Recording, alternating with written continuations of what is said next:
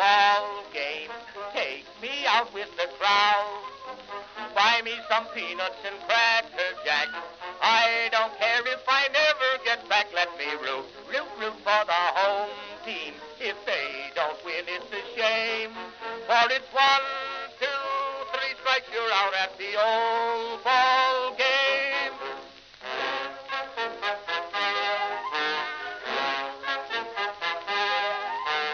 Katie Casey saw all the games, knew the players by their first names, told the umpire he was wrong all along, good and strong.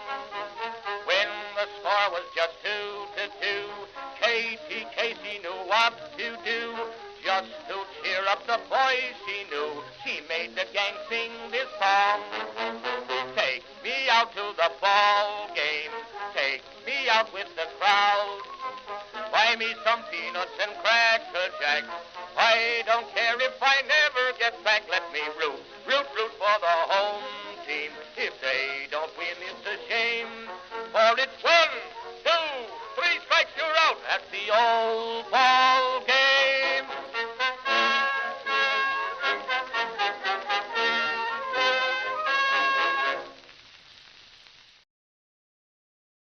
Greetings, everyone, and welcome to live coverage of Orioles baseball, where this afternoon the Baltimore Orioles will be taking on the Boston Red Sox in Grapefruit League action in Fort Myers, Florida. How you doing, everybody? It's your old pal, the BirdWatcher here. People call me BW for short. That works for me. We are about to wrap up the spring, folks. We are down to the final week of spring baseball here in Florida. A week from today, we will be heading up to Washington, D.C. to play the final exhibition game against the Washington Nationals, and then a couple of days off before opening day, a week from Thursday, against the Toronto Blue Jays at the Rogers Center in Toronto. That's right, folks. Baseball's back. Can you feel it? It's coming. It's right here. It's right here. You can taste it. That's the taste of baseball in the air. So we've got a game this afternoon. We're probably going to run through the rotation one more time. It's going to be Roansy Contreras actually starting the game for the Orioles today on the mound. He is not expected to be a part of this rotation. In fact, there's no guarantee he's even going to make the team. If he does, it'd probably be in the bullpen, perhaps as a right-handed reliever, swingman kind of a guy, sort of the role that Albert Suarez is likely to have if Cade Povich is going to indeed be the fifth starter in this rotation. But we'll see what Contreras has today. He's definitely pitching for a reason. He's not just going through the mechanics or the drills or getting in reps. He's probably pitching for a spot if he can get it today. And the Orioles are going to be facing a very strong Red Sox lineup today, so he's got his work cut out for him. The Orioles don't have a very strong lineup themselves today. Most of their regulars are not playing in this game. Meanwhile, the Red Sox have a split squad game this afternoon. They are playing as well. Who else are they playing? I had it somewhere. They're playing somebody else, and that other game, their lineup is not nearly as strong as this one. This looks much more like the lineup you'd expect to see from the Red Sox on opening day. So, again, it's going to be Roansy Contreras on the mound for the Orioles with Tanner Houck, the right-handed pitcher, pitching for the Red Sox. This game, once again, is at the Boston Spring Training Complex. It's known as the Jet Blue Park at Fenway South. And if you know of this spring ballpark, you know that it has a replica of the monster, the left field wall at Fenway in Boston. It's not quite as tall or as expansive, but it's a sort of miniature version. Gives the Red Sox a little wall ball to play with out there in left field. 71 degrees, the temperature today, partly cloudy skies. Doesn't look like the weather's going to be an issue. Let's take a look at the starting lineups, and then first pitch will be here in about 10 minutes. All right, for the Orioles, the road team here. By the way, let me go over the injury report first. Jorge Mateo is not in the lineup today. He is listed on the injury report as out, though I have not heard any word of a setback. Mateo did make his return for the first time in game action. Was it yesterday? In one of the two split squad games. 9 of the games the Orioles played yesterday were televised. They got beat badly in one, and they won pretty easily in the other. But since it was like 2 games I couldn't really follow, I can't really give you much of a report. But I do know that Jorge Mateo did make a game back.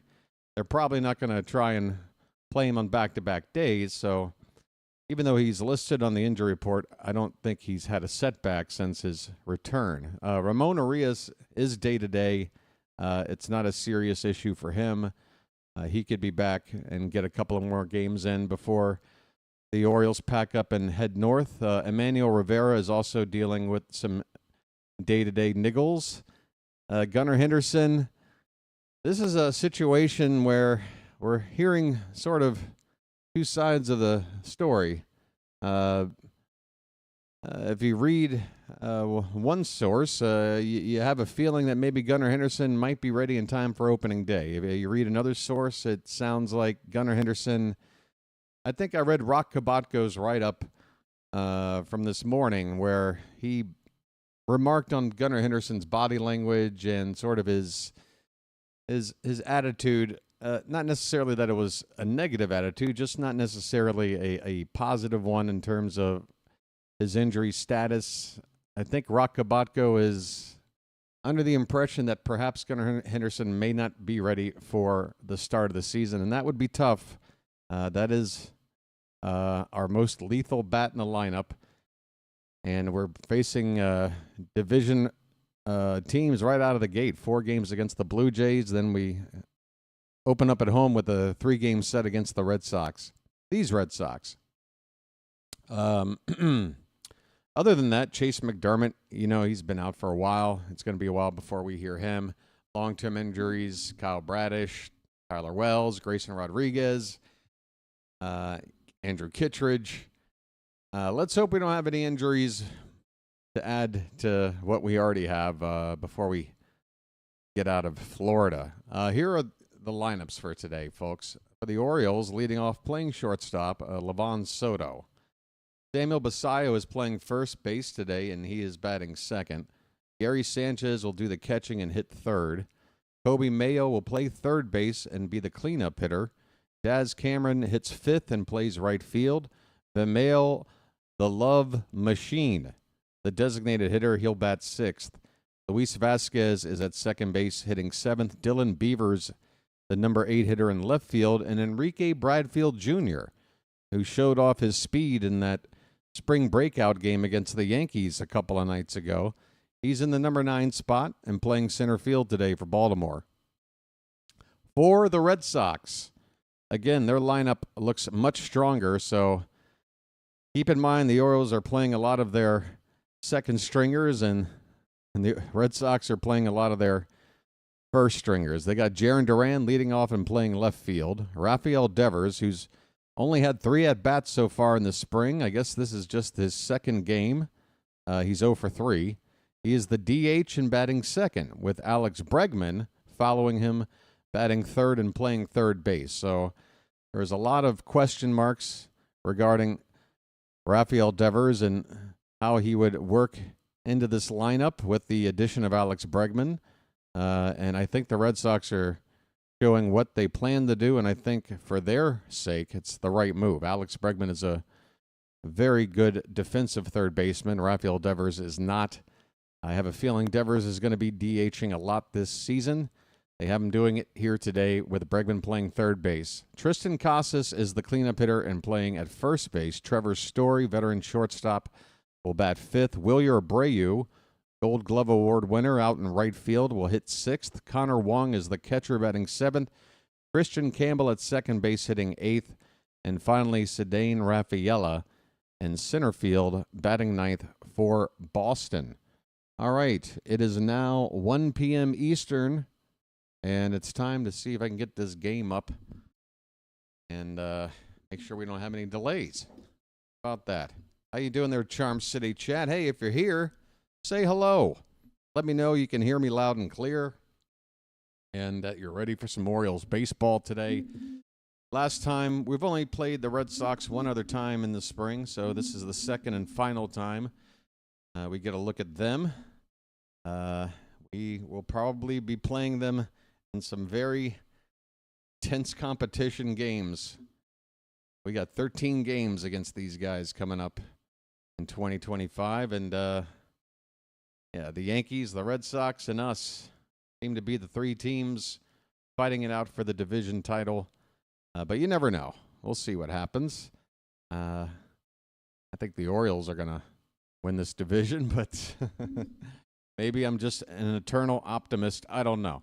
All right, let me take a look here at this stream. Make sure we got everything nice and working here. Charm City Chat, we doing okay? Talk to me now. Tell you what, as the spring has gone on, I guess you guys are just ready for the real thing. I am too. Believe me, I am ready for the real thing. I think the game is up. All right, I think we got the game ready to go.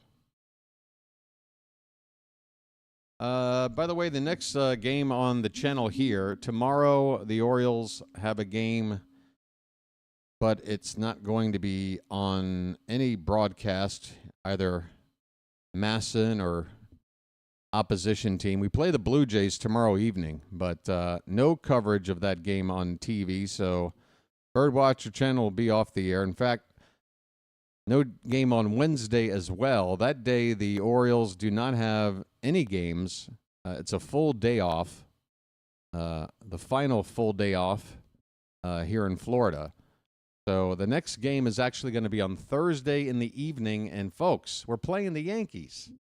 So we got the Red Sox today, got a couple of days off, and then we're playing the Yankees. So we've got some good games coming up. Again, that's Thursday, 6 p.m. Also on Friday, I'll just give you the rest of the schedule here for the remainder of the time down here in Florida. Thursday, we'll be on the air at 6, playing the Yankees. Friday, the Orioles play Detroit at 6 p.m. That is not on TV. The remaining games will be here on the BirdWatcher Channel. Saturday, the 22nd, we'll play Pittsburgh for the final time. That's a 1 o'clock game. Sunday, we play the Braves at 1 o'clock, March 23rd. And then Monday, again, that's when we head north to Washington to play the Nationals. That's another 1 o'clock start. That will be here on the BirdWatcher Channel. We have Tuesday and Wednesday off. That's the 25th and 26th. And then on the 27th, oh, yeah, the Orioles play the Blue Jays. And by the way, the Blue Jays have announced their opening day starter this afternoon, Jose Barrios. Veteran right-hander who can be a real tough cookie with that slurve of his. We'll be facing Barrios. In fact, Barrios and Zach Eflin matched up on opening day last season when Eflin was the opening day starter for the Tampa Bay Rays. The Rays played the Blue Jays, and unfortunately for Eflin, he was lit up pretty badly. He gave up 3 home runs in that opening day contest and took the loss against the Blue Jays in an 8-2 final opening day last year. Let's hope that that does not repeat itself. But that is your opening day pitching matchup. Jose Barrios against Zach Eflin. All right. I'm going to have to go full screen with this game because for some reason I'm getting a pop-up. Why am I paying for this if you're going to give me a pop-up ad? Hey, now. I didn't ask for this. All right. Well, not even in HD. This is not even in HD. I'm in HD. Why aren't you in HD? You're Major League Baseball. I'm an idiot living in Thailand in a small apartment with no budget. How the hell am I and higher broadcast quality than the game. Oh, well, I'll be all right. Tanner Houck is taking his warm-up pitches. He made 30 starts for the Red Sox last season, went 9-10 with an ERA of 3.12. He's a good pitcher. 30 starts, and opponents hit .231 off of him last season. Again, for the Orioles, we have here.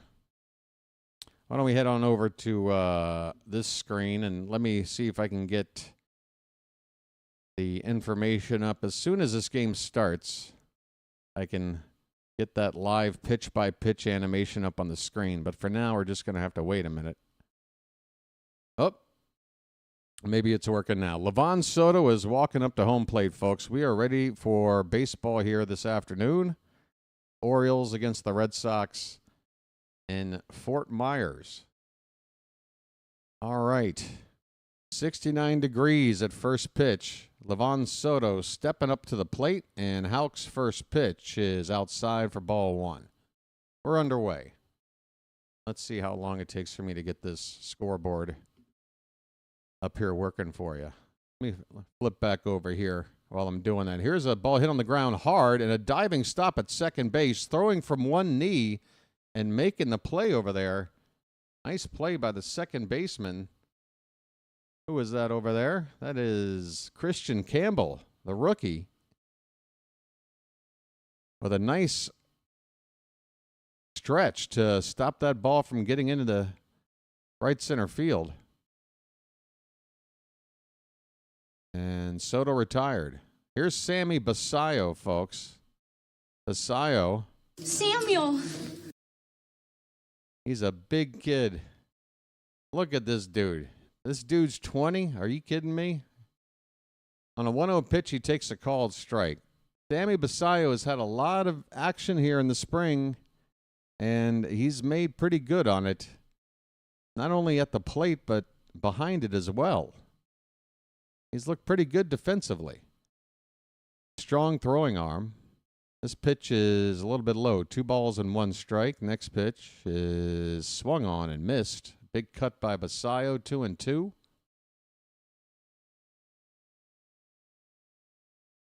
I'm just going to wait between this and the next half inning to mess with the scoreboard, I think. We'll see. We'll make it a break. Here's a swing and a miss. Basayo strikes out. 2 down here in the top of the first. Tanner Houck with the strikeout. Red Sox have on their red shirts with white pants and green hats. A little bit of the Irish.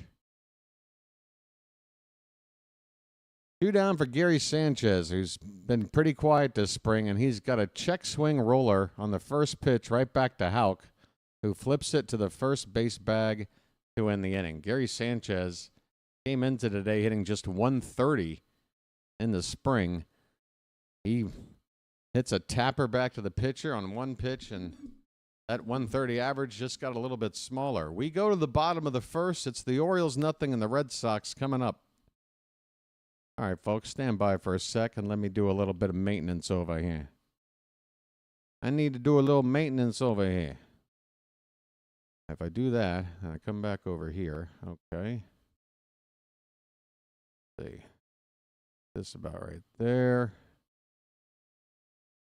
That over here.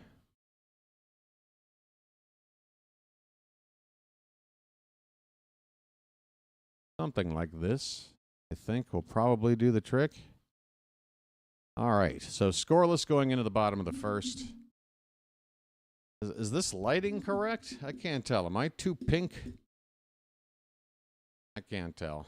Actually, I'm not going to mess with it. Last time I was too white. I can't figure it out. To hell with it. Charm City Chad, how the hell are you? Let me check in. We got Ryan, Baxter, David, Chilo, Dan, Cooper, Aaron, Douglas, Michael, Anthony. How you doing, everybody? Machine needs to make the team. Hey, you know how I feel about the machine, right? You know how I feel about the machine. You know, like everything. Hey, I'm just a love machine. And I don't work on nobody but you. I'm just. I mean, I love the guy. I love Machin. We'll see. We've got two infielders right now that we don't know if they're going to be ready for opening day. Jorge Mateo said himself, I think I'm going to be ready for opening day after he made his return. But Brandon Hyde kind of walked it back a little bit. I can't give you a direct quote, but basically Jorge Mateo was saying, I think I can be ready for opening day, and I'm not sure if Brandon Hyde agrees. First pitch here from Roansy Contreras, the Orioles starter today, is a called strike. He made 3 starts last season and 46 appearances in relief. The Orioles are also wearing, look at this hat. Now, where do I get this hat? We got an orange Oriole hat with the Oriole bird logo on it. 0-2 pitch to Jarren Duran is outside for ball 1. So I guess we're joining in on, what is it? Is it St. Patrick's Day today? Maybe it is. I thought that was always on a Tuesday. Here's a check swing. No swing, says the third base umpire. 2 balls, 2 strikes to Duran, leading it off in the bottom of the first. I don't know if I'm a fan of green on orange, but 2-2 pitch, low and outside, full count. Green and orange. Can I rock that? I don't know. I don't think. What do you think, the hat? Here's a check swing, and that pitch is just a bit off the plate, maybe a couple inches outside for ball 4. So Duran works a leadoff walk, and he's got speed to boot. Contreras walks Duran, and now here comes Rafael Devers. Again, this is just the second game he has appeared in after nursing an injury most of the spring. He takes a big cut at the first pitch and fouls it back for strike 1. Rafael, I'm a DH now, Devers. Devers had quite the reaction when Alex Bregman was signed about a month ago. Another big cut and a miss this time. 2 big swings, first a foul and now a miss. It's 0-2 on Devers. The press was asking Devers, with Bregman now part of the team, well, what are the plans for you? And he's like, I'm a third baseman. I play third base. I don't know about this guy, but I play third base. He's got a 1 ball, 2 strike count.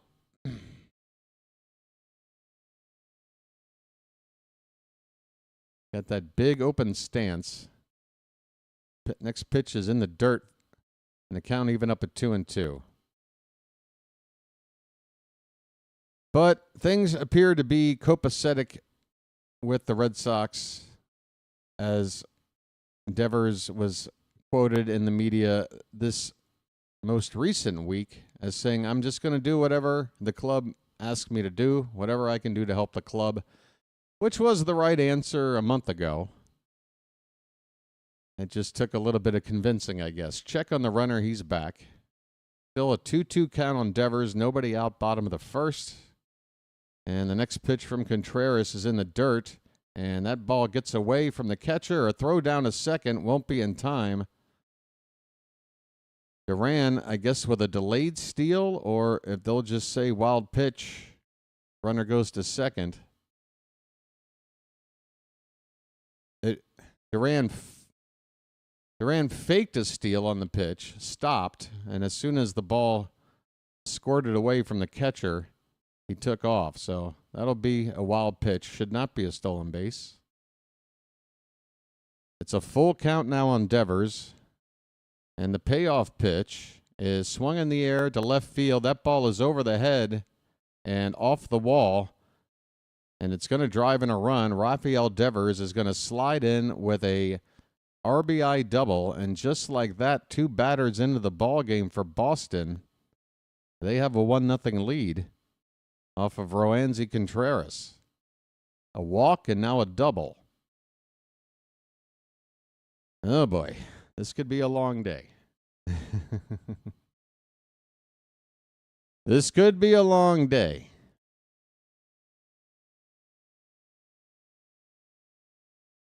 Here's Alex Bregman now, and he takes low and outside for ball 1.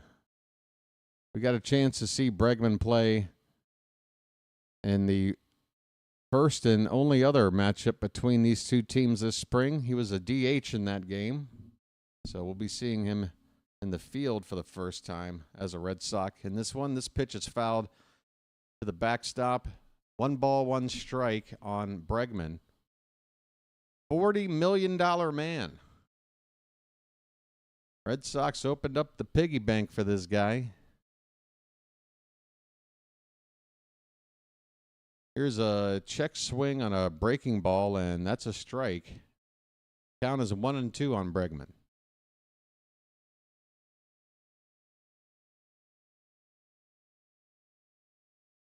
How fast is the scoreboard? It beating me to the punch. 1-2 pitch is swung on and a comebacker. Contreras tried to get a piece of it, but it goes through the infield and is... I'm sorry for a terrible call. I got confused. I'm watching a game that is like in 480p. That ball was fielded, I believe, by the shortstop. Bregman is retired. Devers is now at second base with 1 out. On a ground ball, let me make sure on that. Tristan Casas is at the plate, and he takes a called strike.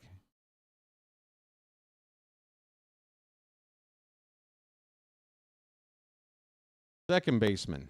The second baseman made that fielding play. Sorry about that. That's Luis Vasquez at second. Here's a ball that's into left field for a base hit. Devers stops at third. And the line keeps moving for Boston as Casas is on with a single. First and third, 1 out, already a run in. 1-0 Boston. Contreras, if he's auditioning for a spot on this team, he is not doing so well right now.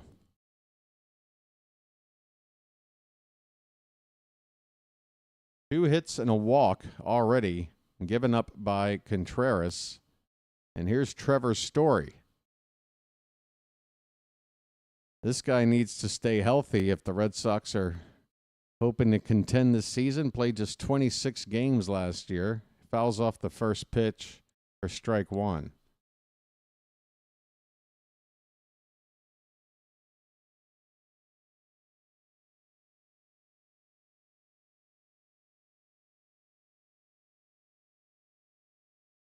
Twentieth pitch of the inning is hit in the air and slicing out of play off to the right, foul.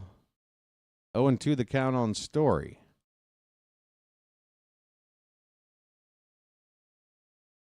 Three seasons with the Red Sox, and the most games Story has played in was 94 in his first season. He played 43 games in 2023, and again, less than that last year. There's a breaking ball that stays above the zone, apparently. That would have been a nice called third strike, but apparently a little bit too high. The 1-2 pitch. Swing and a miss on a pitch that broke down hard. Nice pitch by Contreras to get the strikeout, first one of the day. And I can hit a button now. Well, y'all come back now, you hear? Big strikeout with a runner at third base. Now there's 2 down. Also a runner at first. And the next batter takes a called strike on another curveball here from Contreras. It's Wilyer Abreu at the plate. Last season hit .253, 15 homers, 58 driven in. Left-handed bat. He takes one low. kicks up a little bit of dirt, and the count even up at a ball and a strike.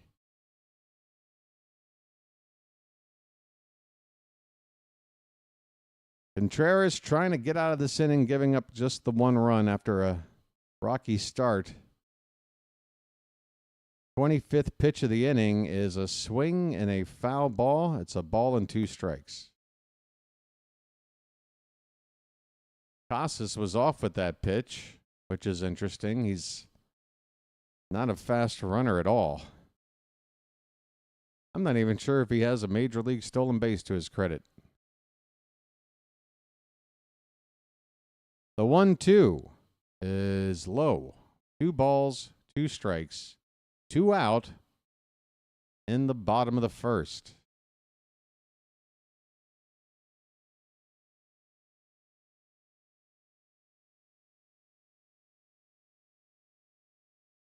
Contreras from the belt, the pitch. Breaking ball call. Oh, what do we got?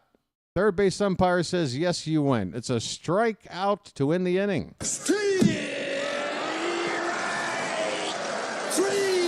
Well, y'all come back now, you hear? Check swing on another breaking ball. Third base umpire rings up the batter. Abreu strikes out. The Red Sox score a run. We go to the second inning, 1-0 Boston. How you doing, people? Where is McCann now? Yeah, James McCann, he has not caught on with another club yet.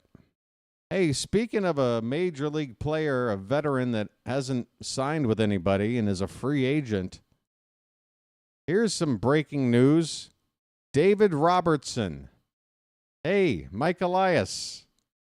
Here's the deal. Our bullpen is needing some help, okay?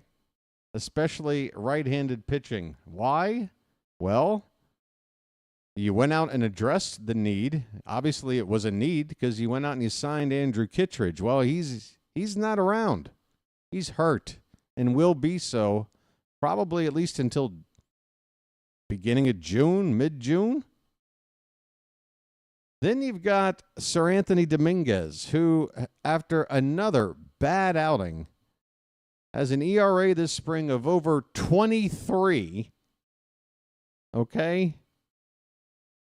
That pretty much leaves Ynier Cano as your third right-hander in the bullpen. And Cano, I can deal with. But the fact of the matter is you bring in Kittredge as the high-leverage right-hander, and then maybe Cano slots in the depth chart behind that, and then you could hide a guy like Sir Anthony Dominguez as your lowest leverage right-hander. Well, with the loss of Kittredge, now everybody has to move up the pecking order and take on a little more responsibility, i.e., unless we go out there and add somebody, or unless we're going to say Brian Baker or Matt Bowman's going to do it for us, we need help. And David Robertson, who last year had a fantastic season, 72 innings, 99 strikeouts, an ERA of a flat 3.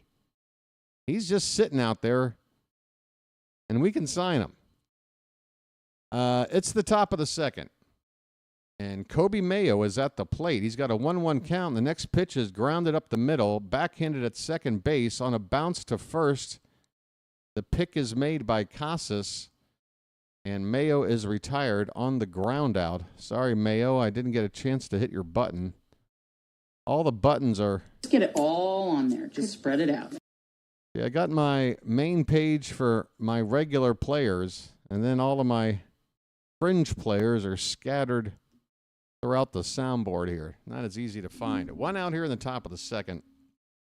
Mayo retired 4-3. Here is Daz Cameron, and he takes ball 1. Next pitch is hit on the ground, backhanded at short. Story with a 1-2. That ball nearly bounced twice. Not sure what that throw was about from Story. He's got a pretty decent arm, and you could tell as soon as he let go of it that ball was going to be well short of the bag. Casas tried to pick it, but could not.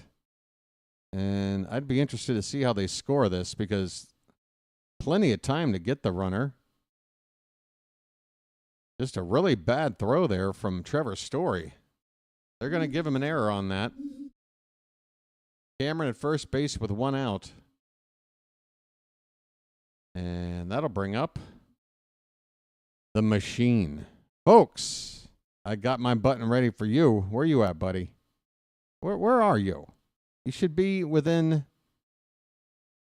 You should be right there within arm's length. Oh, it's right there. Okay. Hey, I'm just a little machine, and I don't work for nobody but you. I'm just Machin with a 2-0 count and a swing and a miss on a pitch with some dip there from Houck. We're not getting a readout of the types of pitches, and I'm not going to pretend like I can recognize each one. Sometimes it's not easy to tell the difference between a splitter versus a changeup versus a sinker. We got a 2-2 count here on the Machin pitch. And that ball is going to be lined into left center field for a base hit, and the Machin keeps on churning. Folks, we got to find a way. I mean, if only for a few games.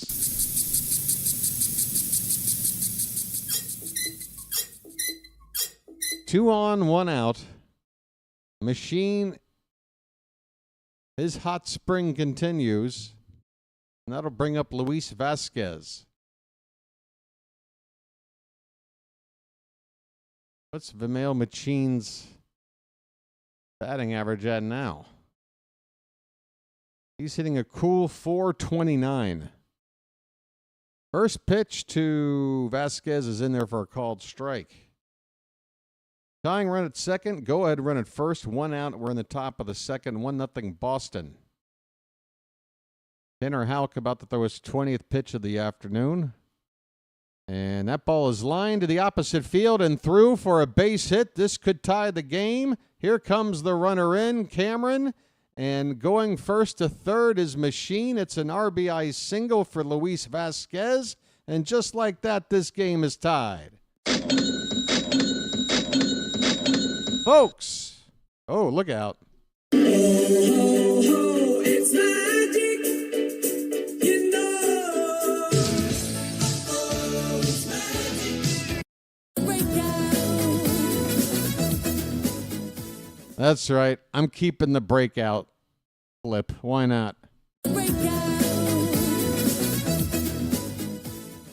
All right, 1-1 ball game. Here's Dylan Beavers. First and third. Go ahead, run 90 feet away with only 1 out. Pitch is on the outside edge for a called strike. Beavers featured in that spring breakout game a couple of days ago. The 0-1 to him is low and away.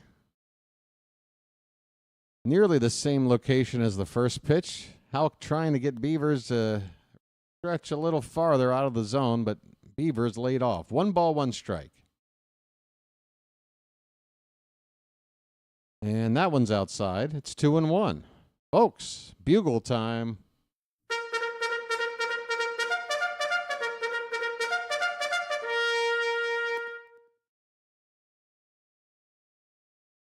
Runners at the corners, 1 out. The pitch. Swung on, line foul. Beavers out in front of that pitch. 2-2 now.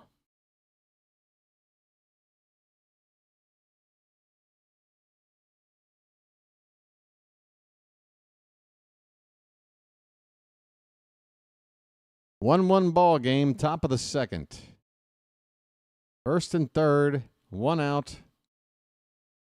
And the 2-2 to Beavers is outside. There goes the runner. Throw down is in there. And my goodness, the Orioles, what are we doing? Why didn't we double steal then? What was that? What? Come on, man. Luis Vasquez is caught stealing. And I don't know why we don't double steal in that spot if we're going to do that. And now the ball's hit in the shallow center. It's going to drop in for a base hit. It's an absolute duck snort, ladies and gentlemen.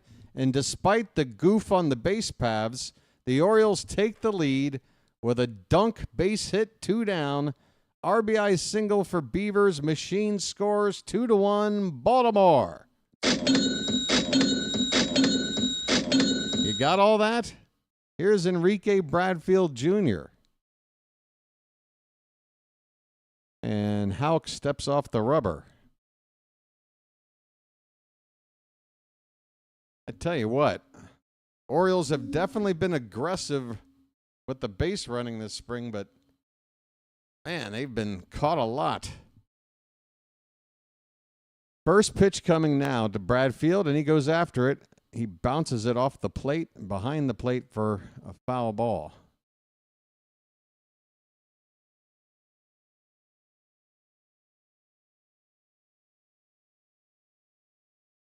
Making Tanner Houck work here in the second inning. Again, the Orioles lineup today, sort of the B squad, going up against the Red Sox A squad. This pitch is low, 1 ball, 1 strike. Bradfield probably be spending most of his time in AAA this season, as he is going to either make his major league debut at some point later this year, if not certainly in 2026.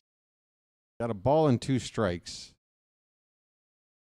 Seems to be the natural replacement for Ced Mullins with his speed and defensive acumen at center field. Here's a foul ball. Still 1-2. Houck is laboring here in the second inning after an easy first.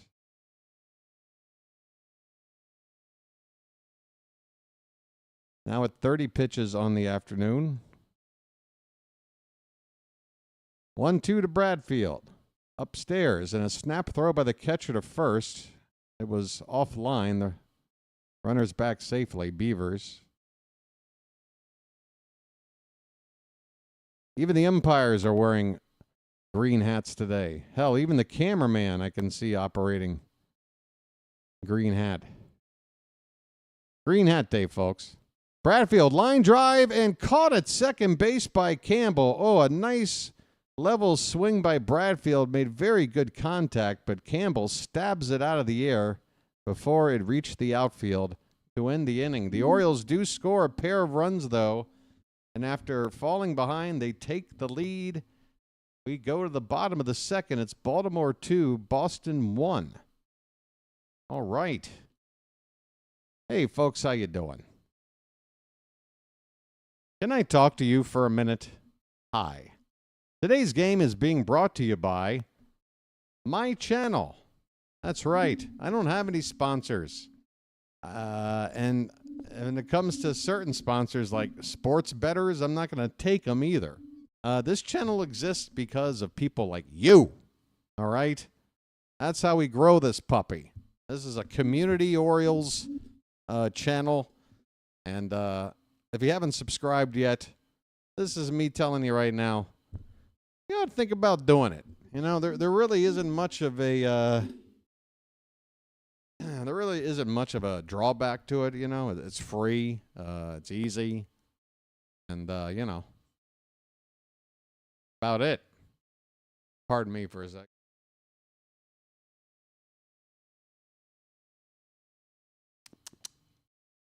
Yeah, so please subscribe to the channel so that I can continue to exist and call Oriole games.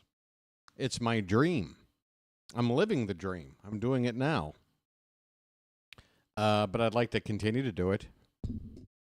You know? Hit the like button. All right? That's the other thing. I hate doing this stuff. I really do.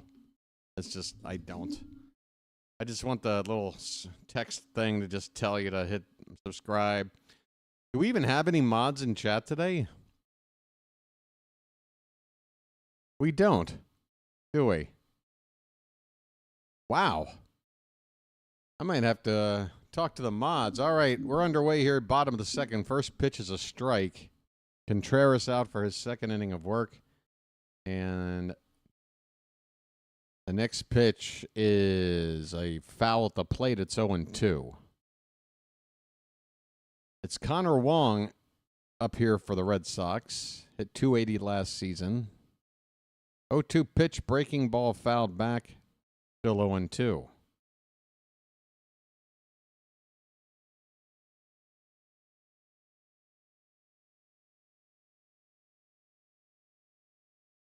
Oh, no, Dickens Cider is still an honorary sponsor. They just don't pay me. This pitch is fouled away. Still no balls and 2 strikes on Connor Wong, the favorite player of a buddy of mine. Guy who runs a channel you might know. Sorry, Charm City chat. Sorry. Fellow by the name of Thomas Fitzpatrick. How you doing, Fitz? If you're out there, this pitch is fouled away. Again by Connor Wong, still 0-2. So it is St. Patty's Day. All right. For whatever reason, I thought it was always on a Tuesday. Or is today Tuesday? Today's Monday, right? Here's a swing and a miss. See you later, Connor Wong.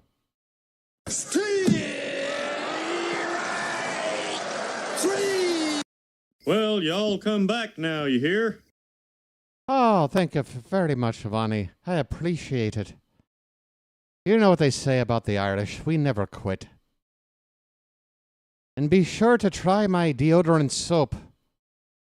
Made from the finest minerals. I don't know what the hell I'm talking about. 1-0 pitch now. Swung on a miss. It's 1 ball and 1 strike to Christian Campbell. The prospect in the lineup. Here's a big cut. Oh, that ball was hit hard, and it's going to bounce up against the left field wall. Campbell is motoring around to second. The throw is in there, and Vasquez apparently did not apply the tag. The ball beat him to the bag, but it wasn't exactly on the bag. Vasquez had to do a spin and tag attempt. Seemed like he had enough time to do it, but let's watch the replay here. Good throw in from left field. Yeah. It was actually a very clever slide by Campbell, who moved his arm out of the way as the tag was attempted and then got his foot in. Very, very good base running there by Campbell. So with 1 out, runner at second base, and Cedane Rafaela at the plate. First pitch is strike 1 to him. Oh, green clovers, blue diamonds, and purple horseshoes. It's all part of this nutritious breakfast. You know, I always loved those old cereal ads growing up as a kid where they show you a breakfast table that had a bowl of cocoa pebbles, a glass of orange juice, a glass of milk, and some buttered toast. And they call that a complete breakfast. That might explain my physique in the 80s. All right, we got a 2-1 count on Rafaela. And the next pitch is swung on and missed, 2-2. Rafaela going after a pitch low and outside.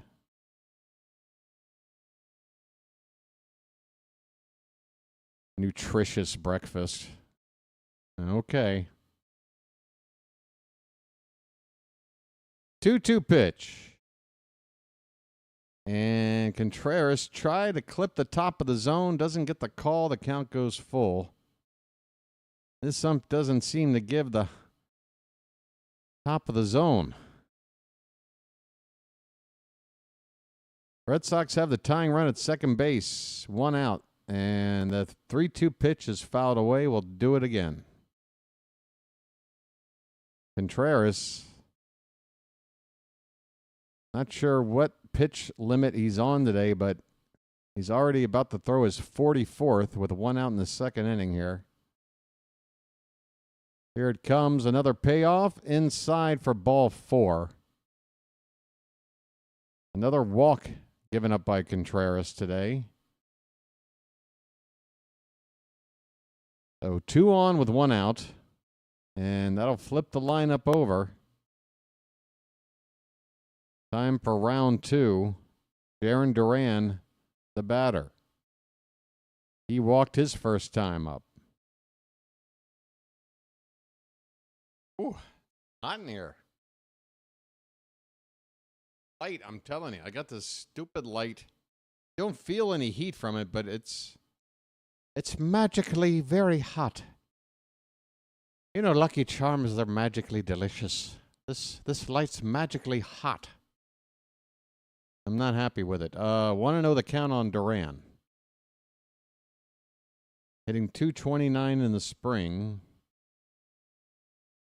Rafaela dancing off second base, and this pitch in the dirt. What is this? We've got a check swing, I guess. Appeal, no swing. I did not see Duran take even a quarter of a swing. But they appealed it anyway. No swing. 2 balls, no strikes on Jarren Duran. First and second, 1 out for the Red Sox. The pitch is in there for a strike, 2-1.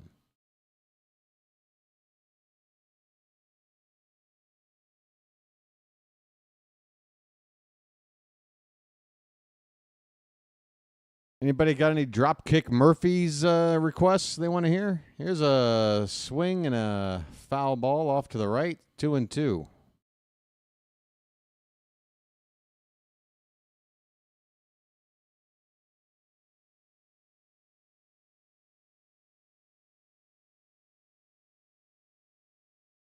Twos are wild. We're in the second inning, 2 men on, and a 2-2 count on Jarren Duran. The pitch is fouled away again. My goodness, Contreras about to throw pitch number 50. He's gotten 4 outs in the game. And here comes pitch number 50. So he's on pace for 8 outs. That's not even 3 innings to get to 100 pitches. I mean, he is laboring. That pitch is in the dirt. We got a full count. My goodness, folks. Contreras, come on, buddy. You're scaring me, man. Let the defense help you out now. Come on. Payoff pitch. Swung on and fouled off to the right. Duran trying to jump on that pitch. Actually got ahead of it. And he might have splintered his bat. It looks like he's walking back for a new piece of lumber. Let's see. What does he need? Yep, he's exchanging bats. Must have chipped that one. Got a new bat called Wonder Boy. Uh-oh. And that's not a good sign.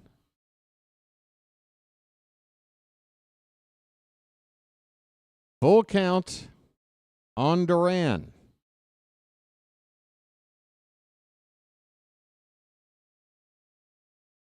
Payoff pitch coming in. Breaking ball swung on and missed. And a nice pitch by Contreras. A big 12-6 break. It started high enough where Duran, much like me, thought, well, that's going to drop in there. But it just kept dropping all the way to the ground. A really good pitch to get the strikeout. 2 down here in the bottom of the second.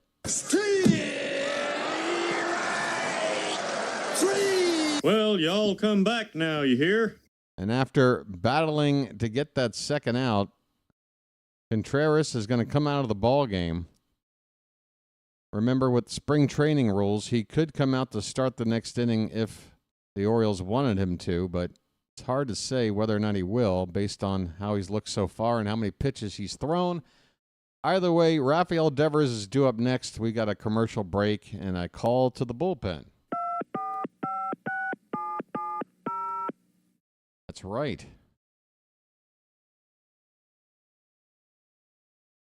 Time for a lucky. I'm sweating over here. What happened? Might have been that food I had earlier. Man, I'm telling you what, I had some food the other day that was so damn good. I ordered this from this Chinese restaurant, and I'm talking authentic, folks. None of that MSG stuff. Talking a menu where like 85, 90% of the menu is stuff I ain't never heard of it. I just look at the picture and go, all right, then that looks doable.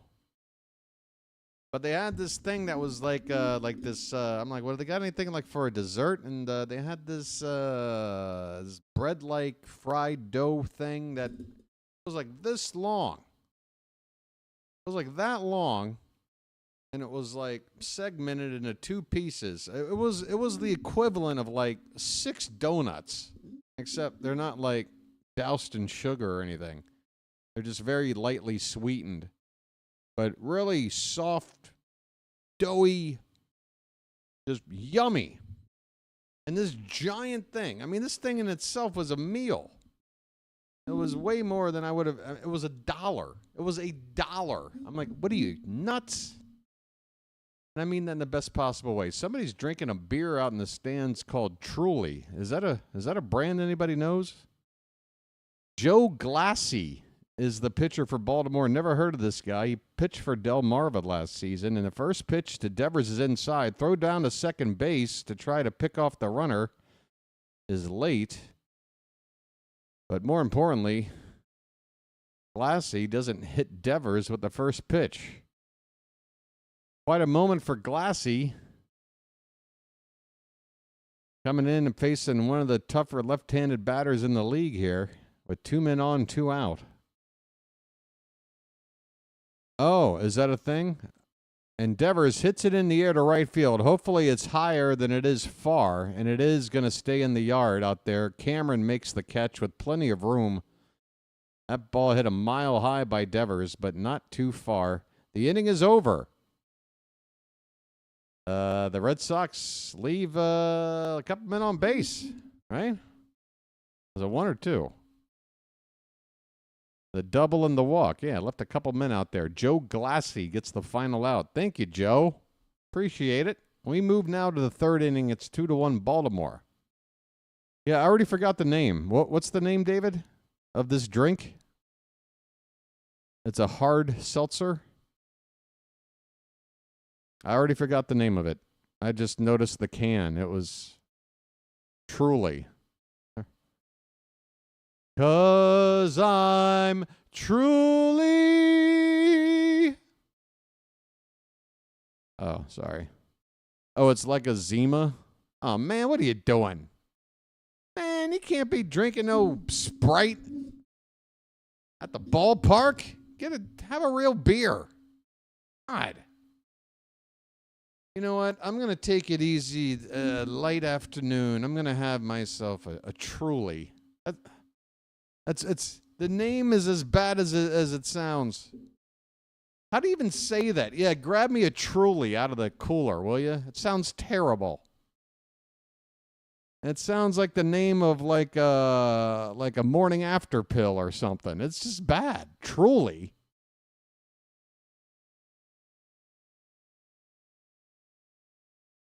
No self-respecting dude is going to say, hey, give me a 6er of Truly. There's just no way.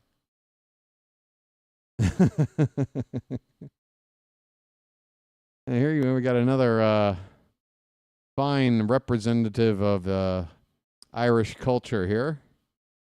This man wearing a floppy jester hat. Okay, Tanner Houck. Here we go. Top of the 3rd. And Baltimore back up at the plate with the top of the order, Livan Soto. 0-1 pitch is outside, 1 ball and 1 strike. We're in the top of the 3rd, 2-1 Baltimore. Truly.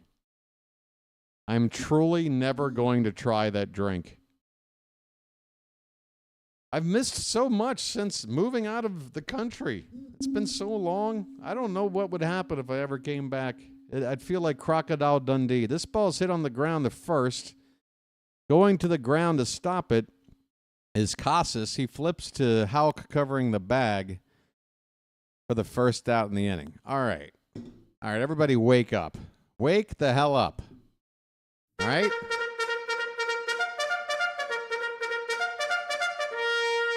Have I been boring you to tears or something? Because we got Sammy Basayo up right now. Samuel! He takes a first pitch strike. Let's see what Basayo can do. The 0-1 is swung on and missed. Man, he's a big kid.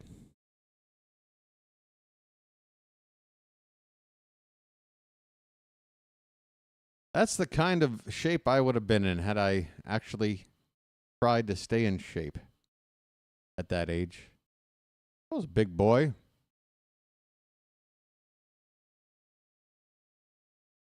Except I looked more like John Kruk.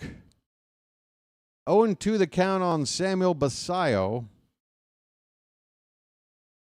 1 out, nobody on, top of the third. And I think I need a lucky. I tell you, I'm already crashing out. I'm ready for the real thing, folks. I got to tell you. Here's a tapper foul, still 0-2 on Basayo. Their slogan is, "Don't worry, live truly." Yeah. Do they sing it to the tune of "Don't worry, be happy"? I hate it. I hate it. The 0-2 pitch is off the plate outside. 1-2 on Basayo. What, isn't there a cigarette brand just called True?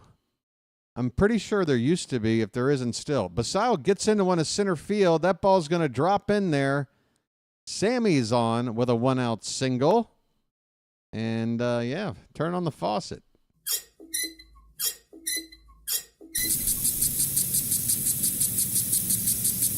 Pretty sure there used to be a cigarette brand called True. I remember I had a friend that had them, and, like, it was in some, like, fancy schmancy, futuristic-looking packaging.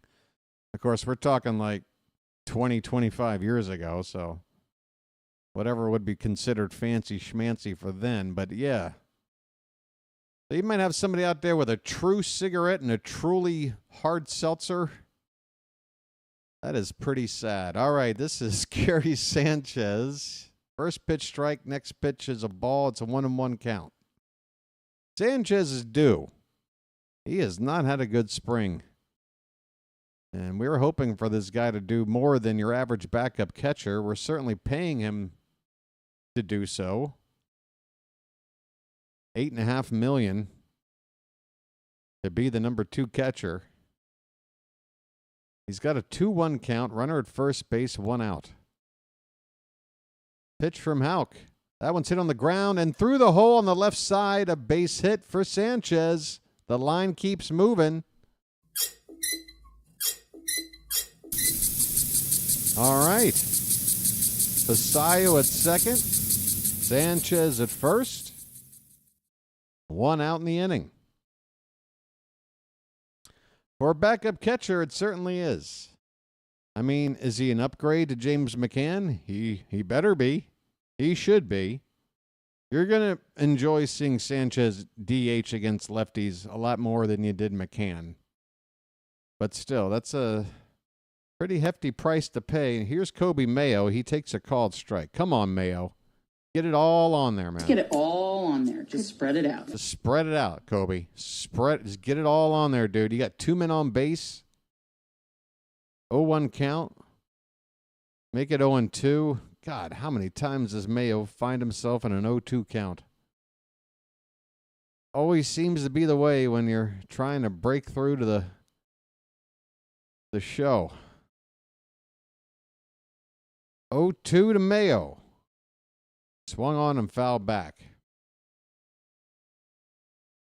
Hey, the first mod of the day has shown up. Hey, Michael, what happened to the mods? My goodness. Maybe they're just resting up for opening day. We got a long season ahead, right? 0-2 on Mayo. 1 out, runners at first and second. The pitch. Swung on. Mayo gets into that one. And it's going to be caught out there on the edge of the track. It's a short left field here. Again, it's sort of a replica of Fenway Park. So no chance for any runner to advance, but Mayo did hit the ball hard, unfortunately, right at somebody. 2 down in the inning. It'll be up to Daz Cameron. 0 for 1 so far today. Reached on an error. Came around to score. And that 2-run second.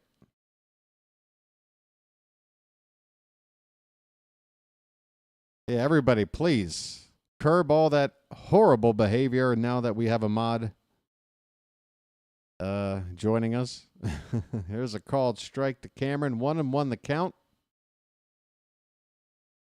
It's a nice little ballpark here for the Red Sox spring training.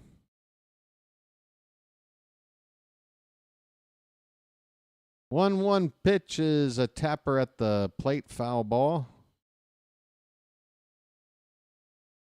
53 pitches now for Houck. Cameron hitting .296 so far in 17 spring games. No home runs, but he's driven in 6.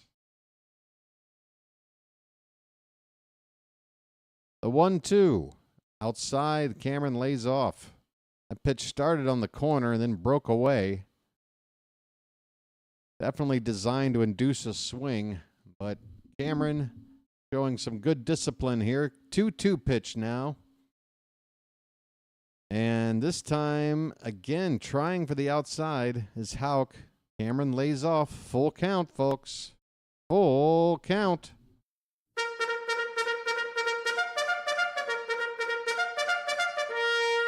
The runners will be off.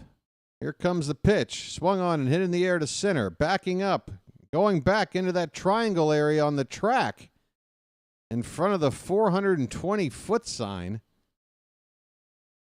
Making about a 403-foot out is Cameron to end the inning. Wrong part of the ballpark to hit that one to.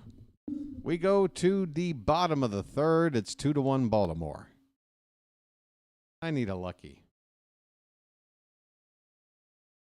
Come on, folks.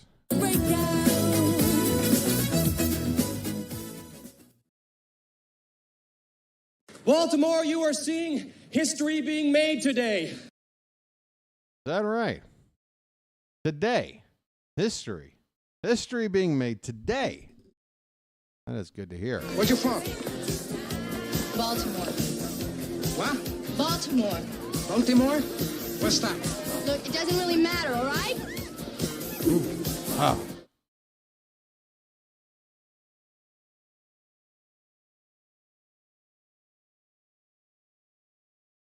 I'll be all right, folks. Ain't nothing going to break my stride.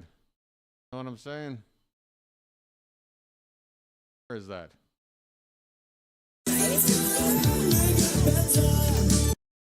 Oh, that's another 80s song. I need to memorize where all these buttons are. How about this? Peace, love, dope. Now get the hell out of here. This is great iced tea. This is Jack Burton in the Pork Chop Express, and I'm talking to whoever's listening out there. There it is. All right.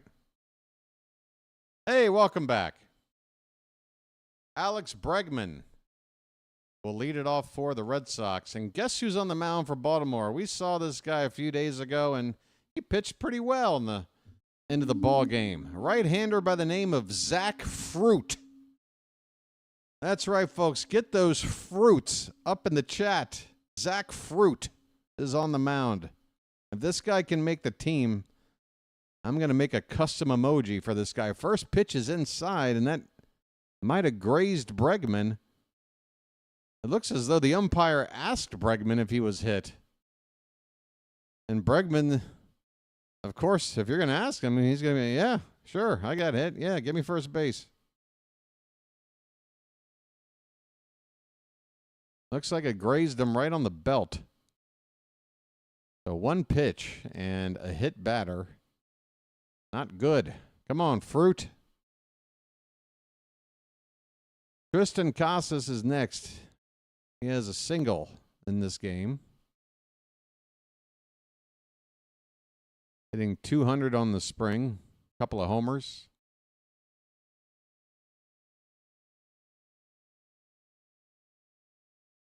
1-0 pitch is low and in. So Zach Fruit. Part of this nutritious breakfast.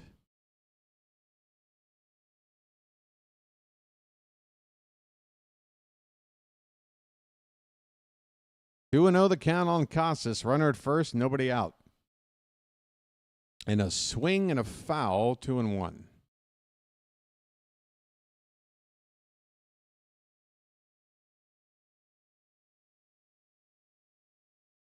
I was just thinking to myself, I don't have an ashtray. Well, made one.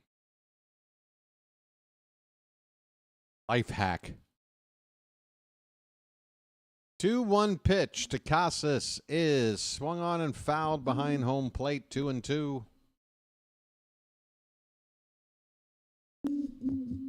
There's some fruit. Look at that, folks. Those are my favorite Pac-Man bonus fruits right there. The watermelon, the apple, and the banana. I don't waste my time with the cherry. That's just a waste of time. I ain't got time for that. 2-2 the count on Casas. Pitch from Fruit. Swung on, hit on the ground, right at second base, and completely botched. Wow. That was a tailor-made double play ball with the shortstop playing right behind the bag. All he had to do was field it, step on the base, and throw to first to clear the bases. Instead, that ball trickles through the glove of Livan Soto. My goodness. And it's first and third for the Red Sox. That was bad. Yikes.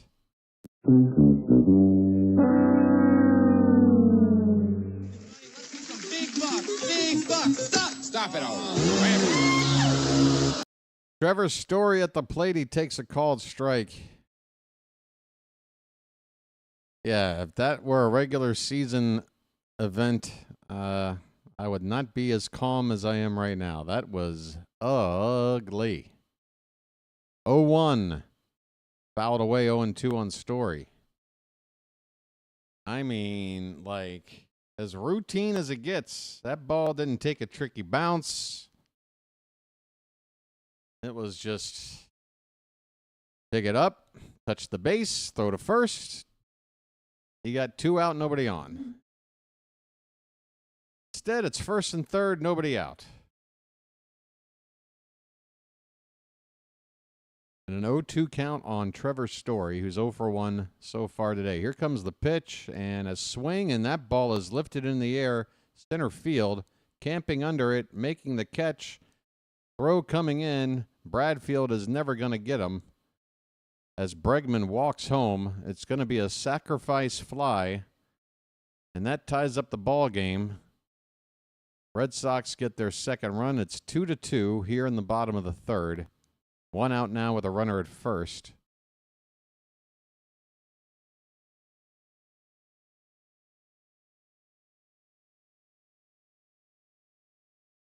All right. That should go down as an unearned run, I would think.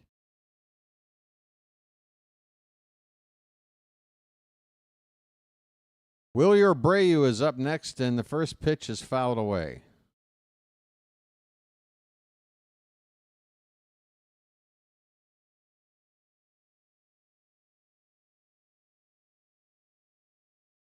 Yeah, the spring breakout game was fun. We walked it off.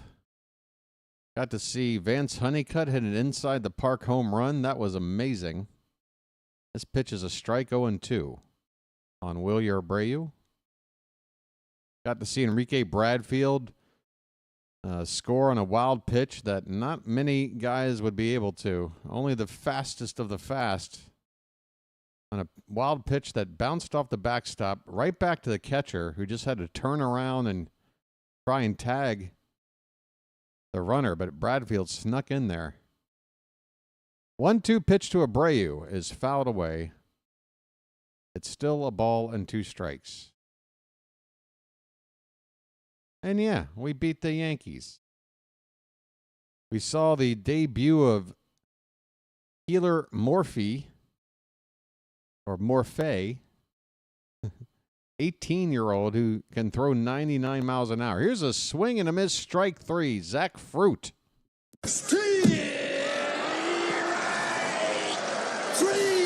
Well, y'all come back now, you hear? Oh, look at this. Looks like the mods finally decided to show up. Apologies, Charm City chat. All of our mods are nursing hangovers after a wild night out last night. It was the mod breakout night. Connor Wong at the plate and a swing and a miss. He is 0 for 1, and the count is 0-1.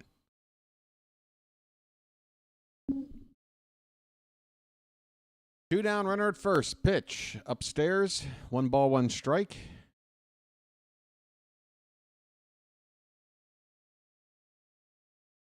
Once again, the next game on the BirdWatcher Channel will be on Thursday. That's a 6 o'clock game against the Yankees. Check swing, and home plate umpire says Wong went around. And the count is a ball and 2 strikes. Tomorrow, Baltimore will play the Blue Jays. It will not be televised, so no game for me. And Wednesday, a full day off for the team. That is a called strike 3. No? Zach Fruit was walking off the mound. Wow. No balls and strike challenge system here. Zach Fruit walked off the mound after that pitch, and the camera followed him, so I assumed a strike had been called. It's 2-2. Now there's strike 3, the old-fashioned way.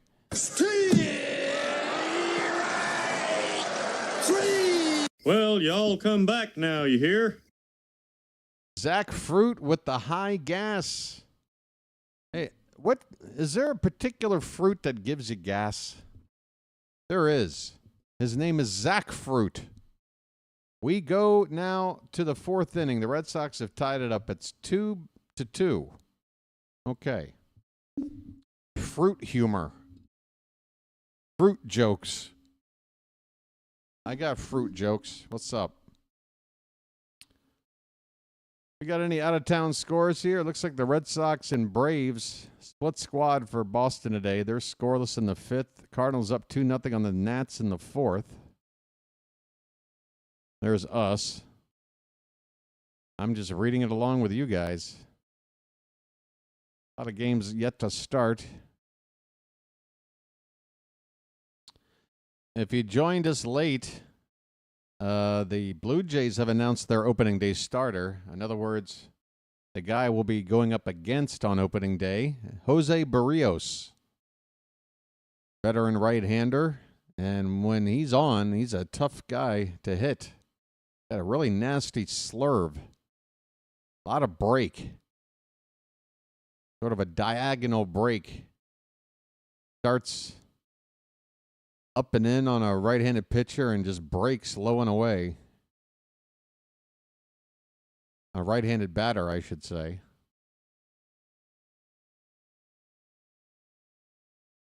Hey, what do you know? A young lady looking at her phone. There's something you never see.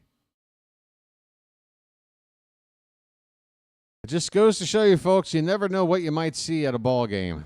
They say every time you go to a ball game, you see something you've never seen before. I just saw a young woman looking at her phone. That is weird. All right, Vimael Machin is going to lead it off for us, the good guys. You know, like everything. Hey, I'm just a little machine, And I don't work for nobody but you. I'm just. He takes up and away for ball one.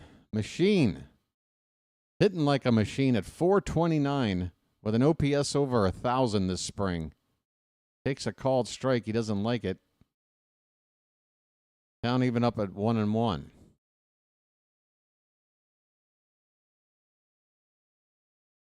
Next pitch, he was swinging.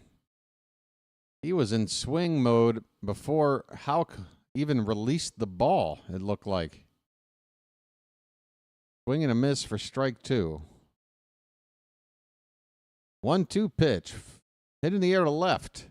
Backing up against the wall, making the catch is Jarren Duran out there in left field. So Machin gets it to the track. But he is retired, one away here in the top of the fourth. Tanner Houck now on 60 pitches. And that brings up Luis Vasquez, who takes a called strike. Vasquez in this spring, 265 the average. He gets in the one, left field, backing up, and that ball is going to hit off the top of the wall. Going into second base, and he's going to be out by so much.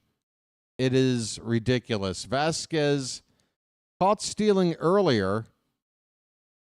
Now tried to make it to second base and was out by 30 feet. That was really, really bad.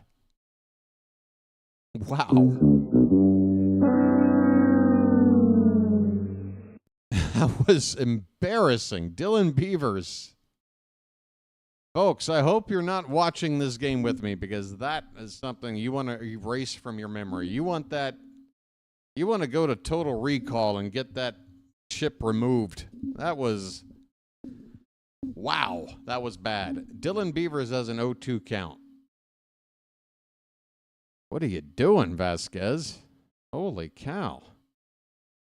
Well, I tell you what, if it's a three-person race for the final infield spot, if necessary, between Machin, Vasquez, and Soto, give me the Machin.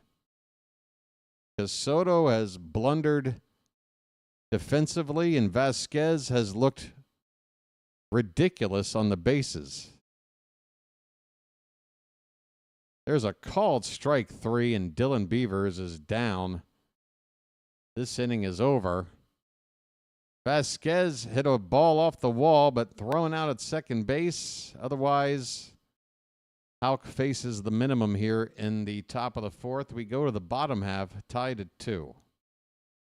Man, did anybody see that? Bad. Oh, that was bad. Oh, my goodness. Yeah, our base stealing hasn't been too great in the spring. At least we're being aggressive. I want to see the aggressiveness, but you got to use the noggin too, you know. This thing up here, you know, I've got a big one. Look at this. You can project a drive-in movie on this thing. I use my noggin. I have to. But Luis Vasquez, I don't know what's going on.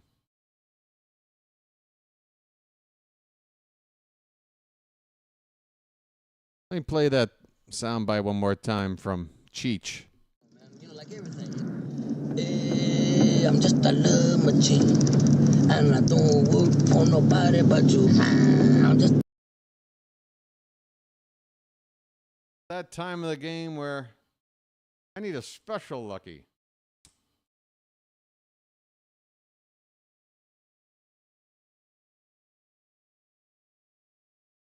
This is called a truly lucky.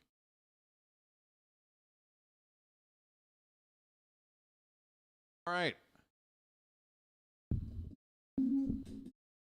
Now I can enjoy this game in style. Right? Guys ready to do this?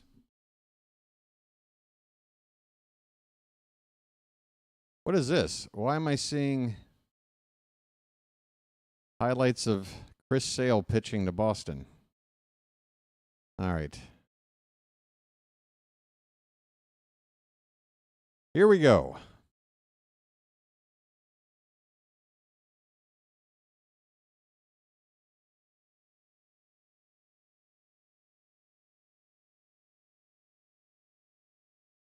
Zach Fruit faces Christian Campbell to begin the bottom of the fourth, and the first pitch is up and in for ball one. Whew. What?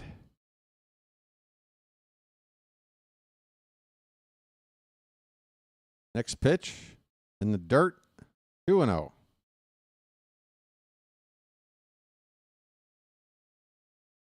Christian Campbell in 14 games is hitting a .176, but he has a double in this one. That ball is neck high for ball three.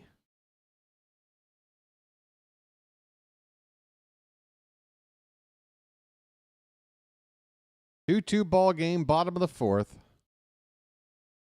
3-1 pitch, called a strike. Count goes full. Final week here in Florida, folks.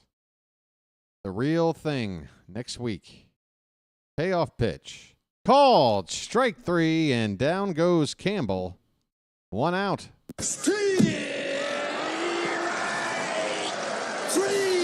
Well, y'all come back now, you hear? Rafaela is up now.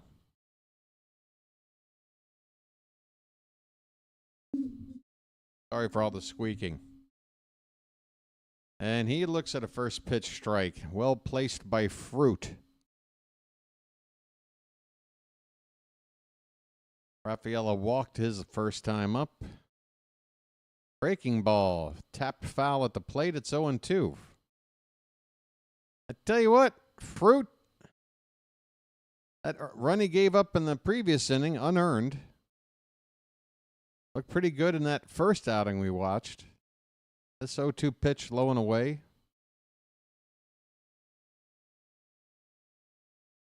When it comes to pitching, folks, you just never know. You give guys with the pedigree first dibs on shots, but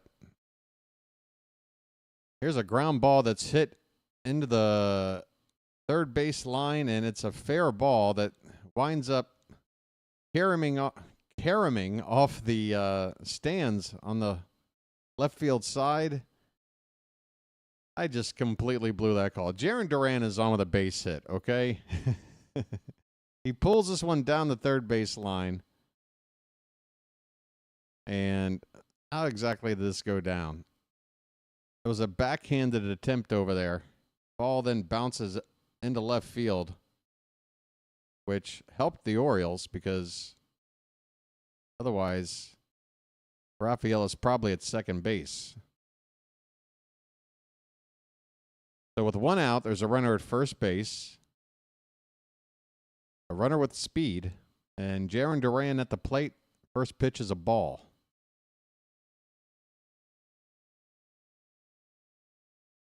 The 1-0 from Fruit is low, 2-0.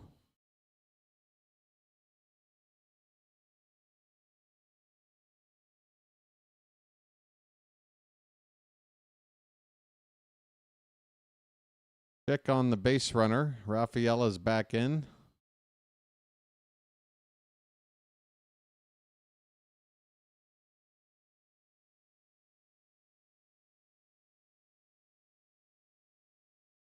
Two 2-0 the count on Jarren Duran. The pitch is, catcher wanted it. Fruit wanted it. Tried to hit the outside corner, but missed. It's 3-0 on Duran.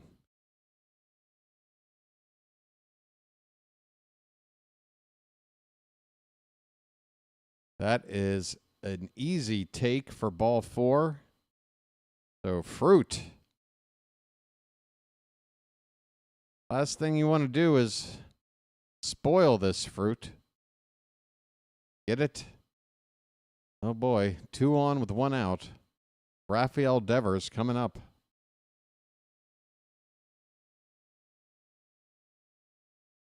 Devers 1 for 2, his first hit of the spring, just his second game of the spring here today.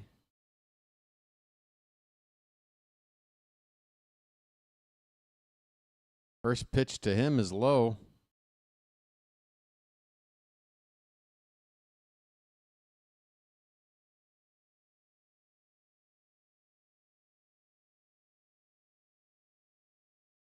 One ball, no strikes. First and second, one out. The pitch. There is a strike, 1-1.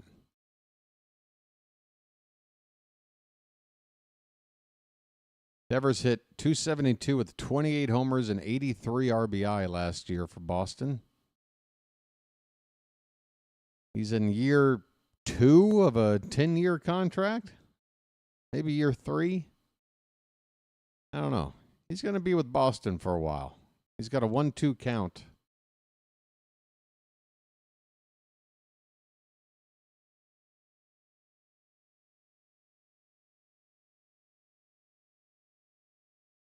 Here comes the pitch. Pop foul. Still 1-2.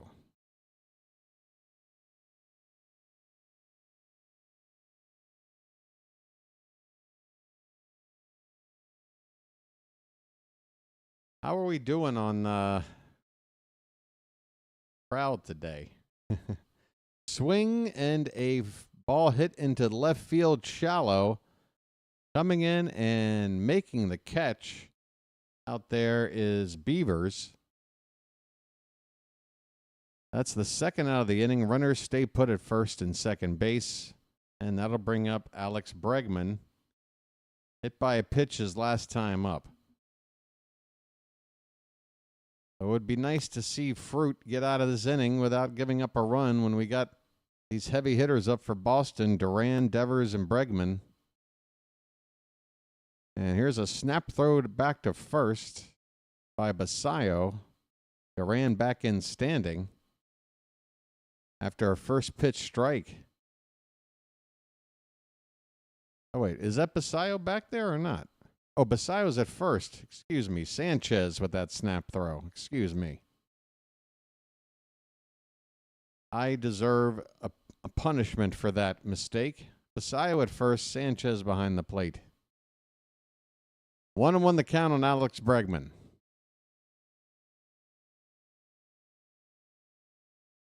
This ball is fouled away.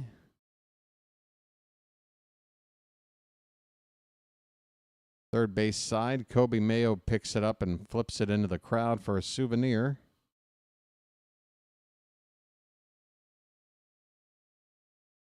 Managed to get it to at least next to a lady with an Oriole hat on.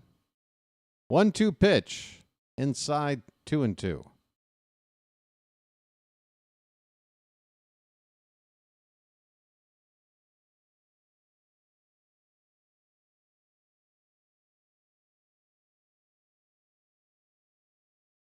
Fruit delivers. That ball is lifted into center field. It's going to drop in for a base hit. It will score a run. It's a lob toss back in. The Red Sox have taken the lead on a 2-out RBI base hit. Not hit all that hard by Bregman, but he got it right back where it came from and drops it in front of the center fielder for the clutch 2-out RBI to give the Red Sox the lead. It's 3-2 Boston here with 2 down in the bottom of the 4th.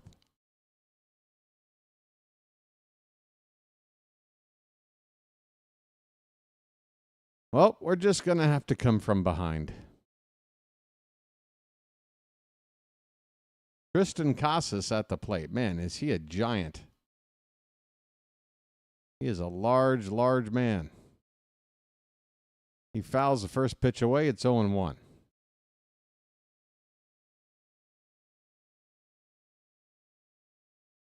One for 2 so far today with a single back in the first inning.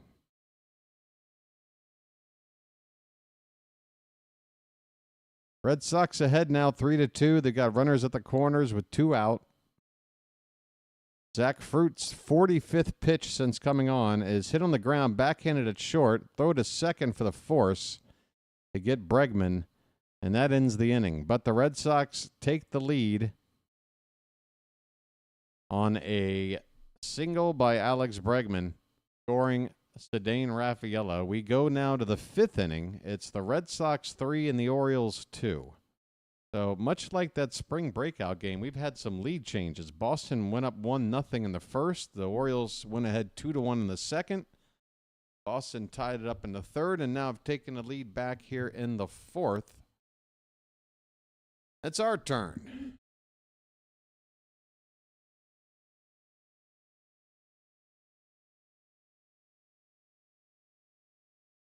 Let's see. Due up. Bradfield, Soto, and Basayo, it would appear, are due up for the Orioles in the 5th. Let me check the Twitter feed here for the Oriole beat writers, see if they've got any comments about what's been happening today.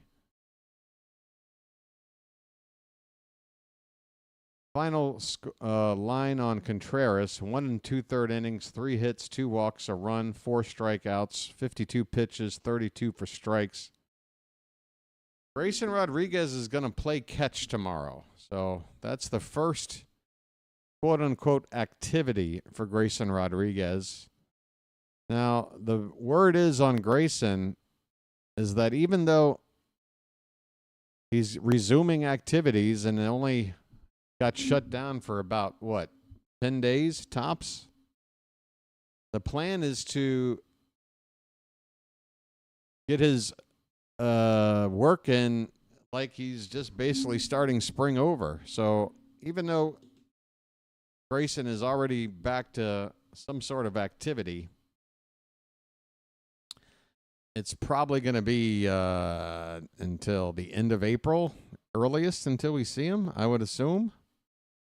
We're going to miss him for at least a month, I would say. So we start March 27th. I would say April 27th, probably your earliest. Enrique Bradfield Jr. now at the plate to begin the top of the 5th. First pitch is ball 1. Next pitch from Tanner Houck is a called strike. 1 ball, 1 strike on Bradfield. And he takes a bad swing at a breaking ball low for strike 2. 1 ball, 2 strikes. Charlie Morton will be starting tomorrow's game against the Blue Jays in Sarasota. I don't think he's given up a run yet this spring, same as Sagano. Bradfield fouls one away, still 1-2. Houck now up to 70 pitches, with the Red Sox getting a right-hander loose in their bullpen right now. So this will be his final inning, surely. And he tried to get a called strike 3. Tanner Houck almost with a Ynier Cano-like strikeout pose, but he didn't get the call. It's 2-2 on Bradfield, leading off the top of the 5th. And that one's low and in for ball 3. Come on, Enrique. Get on base any way you can.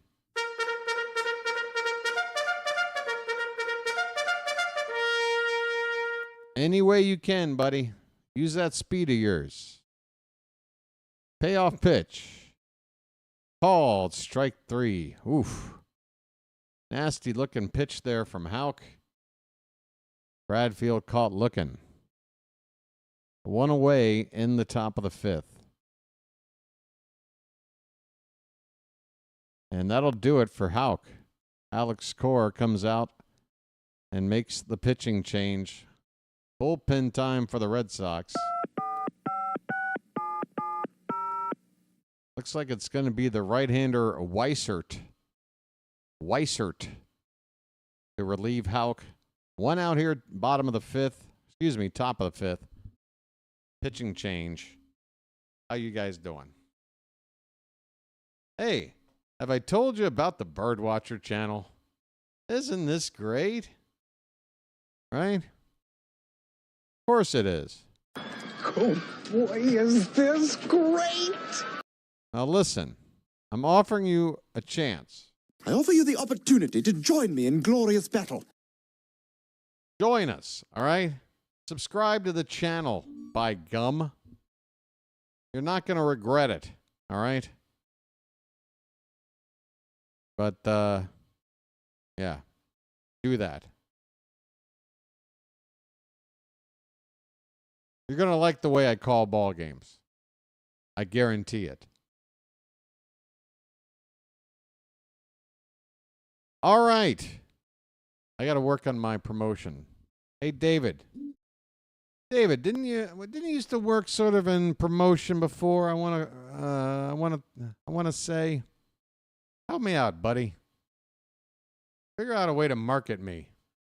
I need marketing help, David. That's sup. That's sup. I need marketing help, man. Help me out, buddy. Yeah, see? That's what I thought. That's what I thought. So come on, man. That's what I'm talking about. That's certainly something I'm not good at. So think of something, why don't you? Greg Weissert is on in relief. 62 games pitched in relief last year for the Red Sox.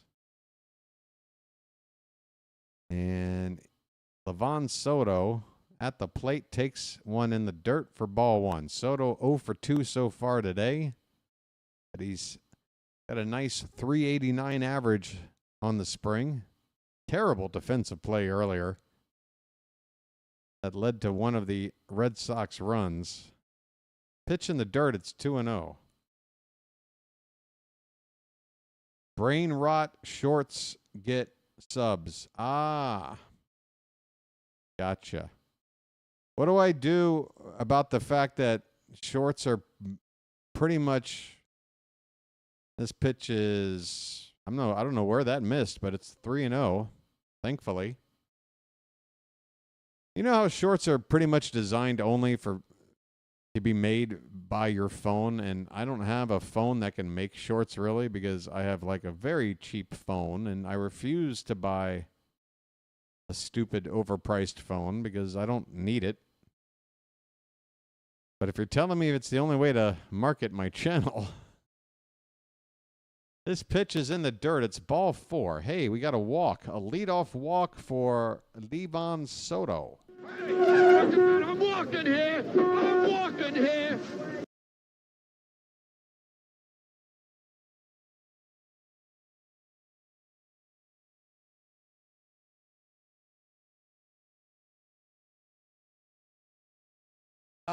Nah, David, no, come on, man. Do me? Even the most famous person on the planet wouldn't have their PR person just be, hey, you do you. Hey, yeah, you do you. Come on, man. Samuel Basallo is at the plate. He's got a 1-ball, 1-strike count right now. Runner at first, 1 out. Come on, Sammy. Go, Sammy. Play it again. Samuel. Pitch is low, 2-1. I don't know if I got time to do me, man. I got to speed it up. I don't know if you've noticed, but things are getting a little hairy with the economy. My projections have had to be, they needed to be altered. And things aren't looking as promising as they did, I don't know, a year ago. Here's a, oh my God, how? What is going on? Folks, I am so just, I am speechless. And that's not good when I'm doing play-by-play. Another Oriole base runner thrown out trying to steal, as Livan Soto is out by a country mile. And Basallo now strikes out, and there's your inning. Holy shit. This is great iced tea. What the hell was I just watching?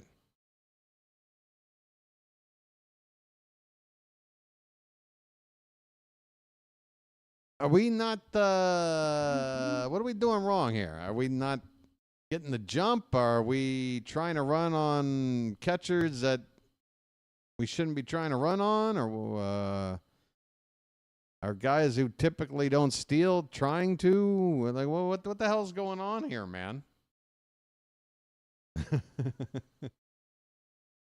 I cannot believe how bad our base running has been this spring.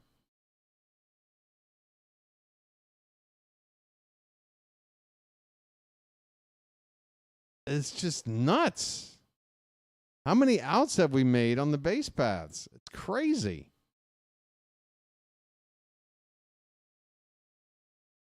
Yeah, by the way, if the Orioles make the playoffs this year, it'll be the first time the Orioles have made the playoffs 3 straight years since when, Charm City Chat? Do you know? Because there's only one other 3-year stretch. There's only one. And those are 3 pretty damn good years.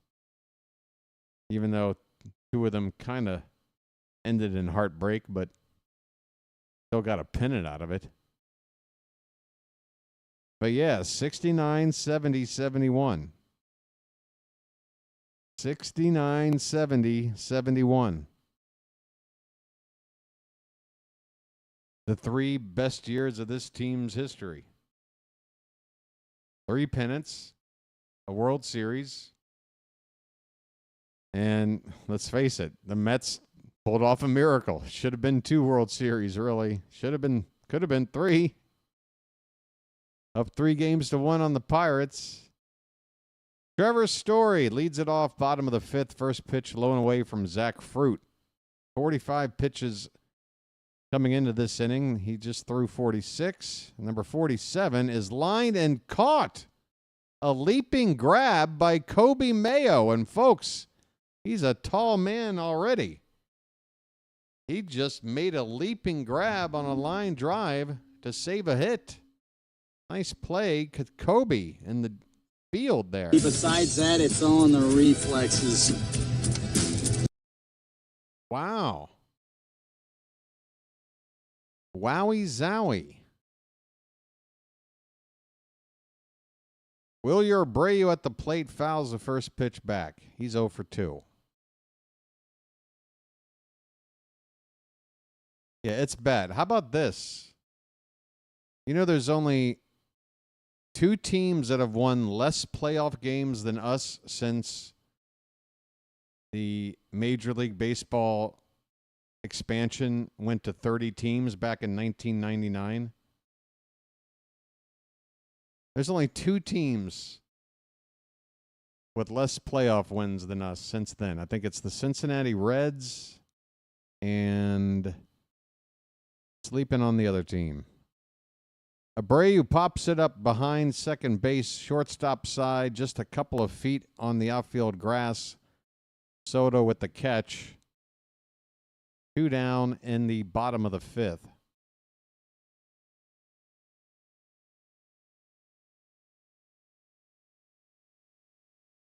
Yeah, it's God. I mean, it's just so due. It's due. We're so due. Ridiculous. Connor Wong at the plate looks at a pitch low.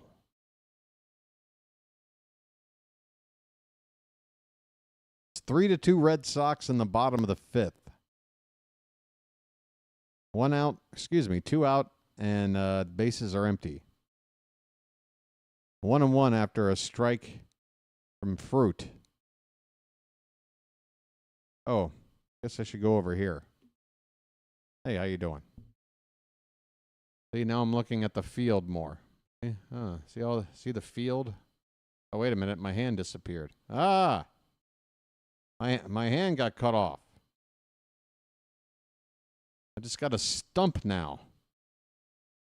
What do I do with this thing? 2-2 the count after a pitch off the plate to Connor Wong.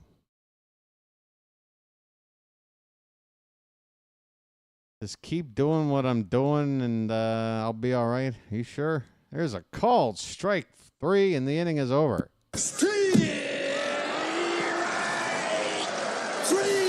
Well, y'all come back now, you hear? I mean... Hit the bricks, pal. You're done. You get nothing. You lose. Good day, sir.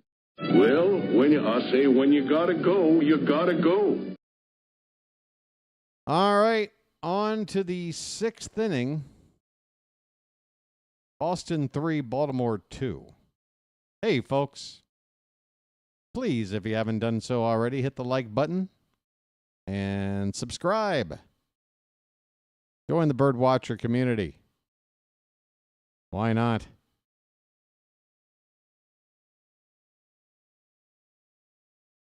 Remember back in the days of Columbia House where you could get like 12 CDs for a penny? This channel's cheaper than that. How about 162 games for nothing? Join up. My best sales pitch yet. I mean, come on. It's cheaper than Columbia House. What the hell do you want? What the hell do you want, people? Sorry. I just got a little bit out of hand there. I'm okay. I think I need oh yeah. No, it's no COD. I need Gary Sanchez is gonna be up, but I need a beverage because it's getting a little stuffy in here. And I finished that other one. I'll be right back. Oh.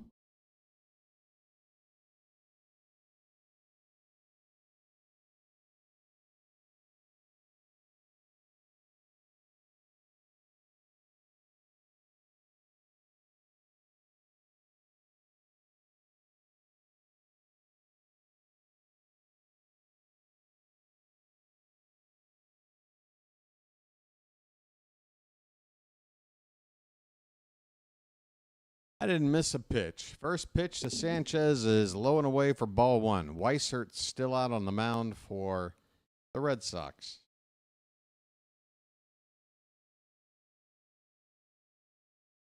Make it 2-0 as the ball gets away from the catcher.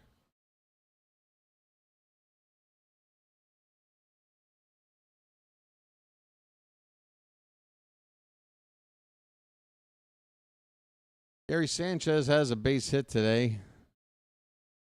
I'd like to see him go yard here and tie up the ball game.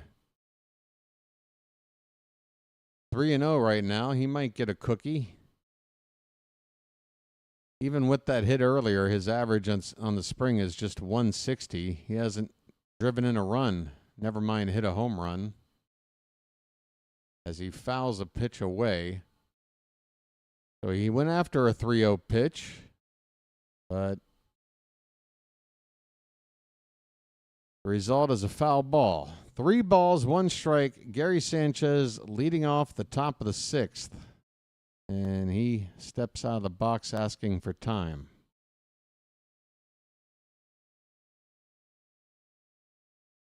Happy St. Paddy's Day, everybody.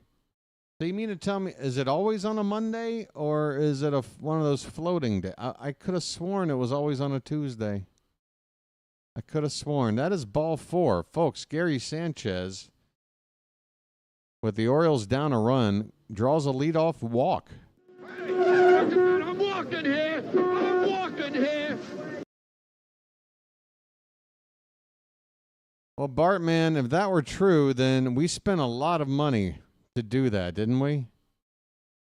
Here's a line drive up the middle, and that's a base hit. Sanchez will hold up at second base after Kobe Mayo. Folks, Mayo with a line drive up the middle for a hit. Where are you at, Kobe? Just get it all on there. Just spread it out. Oh, man, that ball just buzzed past the pitcher.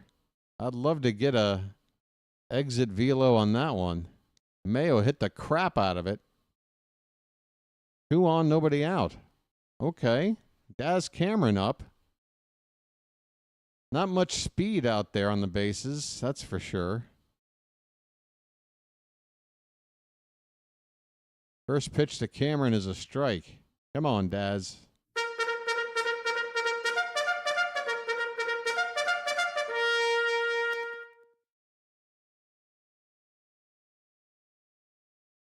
The 0-1 is hit on the ground, and that is through the hole on the right side, a base hit.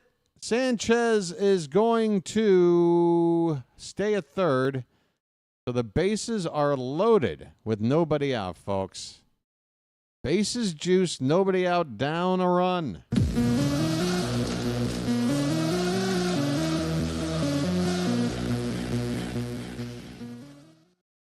Let's go. Look at me editing myself into this nonsense. And it's the machine coming up, folks. Come on now. Perfect timing. Come on. Hey, I'm just a love machine. And I don't work for nobody but you. I'm just... It's low and in for ball one. Here we go.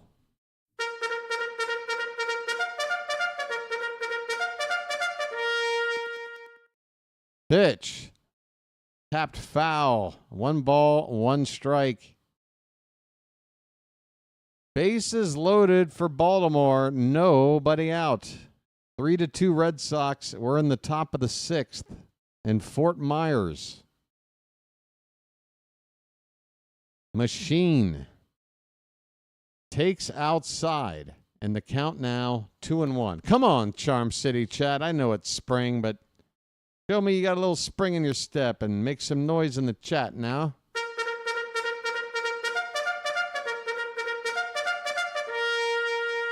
Two 2-1 pitches lined up the middle, a base hit. Sanchez can walk home. It's station to station. Mayo stops at third, but the Orioles have tied it up. Still nobody out, and the bases are still loaded. Machine does it again. It's magic. You know. That's it. I'm done. Livan Soto, nice. You got some tools. It's nice. Luis Vasquez, I'm sorry, dude. But, Soto, he switch hits. He's a little fast. He's definitely faster than you. Your base running is terrible. Your defense is okay, but you're done. Give me the machine. I want the machine. Vasquez is 2 for 2 today, though, and he's coming up right now. So before I give him too much of the business, let's see if he can make me humble right here. Come on, Vasquez. Goes after the first pitch, fouls it back. It is 3-3. Bases loaded, nobody out.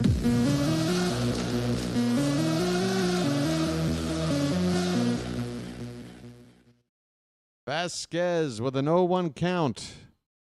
Swung on, and that ball is into left field, a base hit.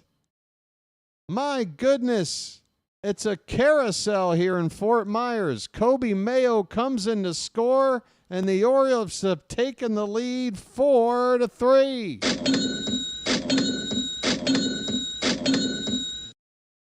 A line drive single to left for Vasquez, who's now 3 for 3 today. All right, never mind. Vasquez, you're on the team. Look at me. I'm a flip-flopper. I don't give a damn. Here's Dylan Beavers, called strike. I'll flip-flop. I'll walk it back. What do you want me to do? I don't know. Get one of these guys. Come on, Beavers. 0-1 pitch. Called strike 2. Come on, Beavers. Come on now. Still nobody out. Let's lay it on thick. We got a 4-3 lead now. Bases loaded. And now with Sanchez and Mayo in, now we got some speed out there. That pitch gets away, and the runner going to come in, and he will score standing. That is Cameron. Like I said, speed now comes into play right here, right now. Put another run on the board. It's 5-3 on the wild pitch. Other runners up now to second and third. Still nobody out. Beavers with a 1-2 count. Pitch. Fouled away, 1-2 still. And I'm starting to get a scratchy voice. Is this my first battle with doing the play calling and the scratch. Oh boy. Oh no.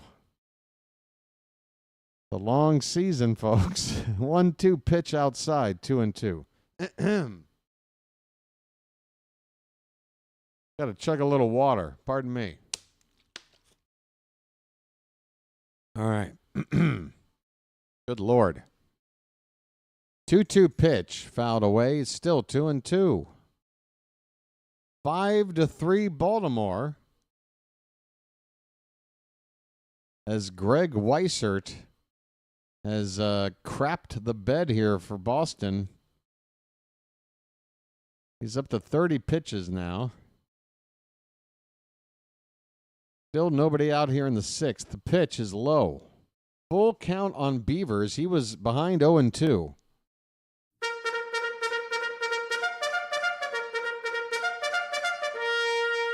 Double bugle.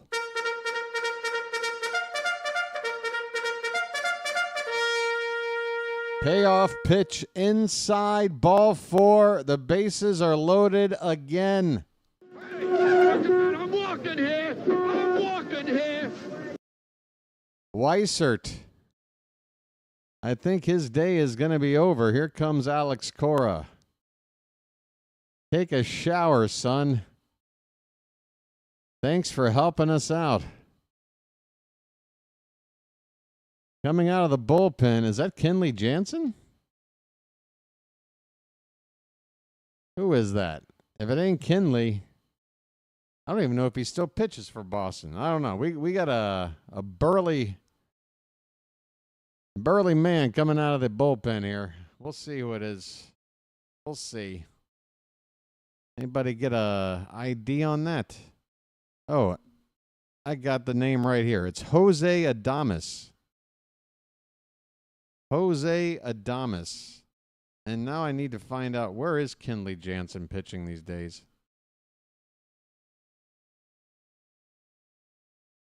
Oh, he's on the Angels now. I did not know that. That is weird, wild stuff. All right, he's on the Angels now. Okay. So who is Boston's closer?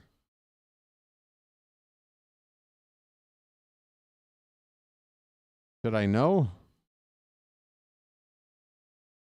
This is when I need Fitzy. Fitz, where the hell are you, buddy? Sorry, Charm City chat. Sorry.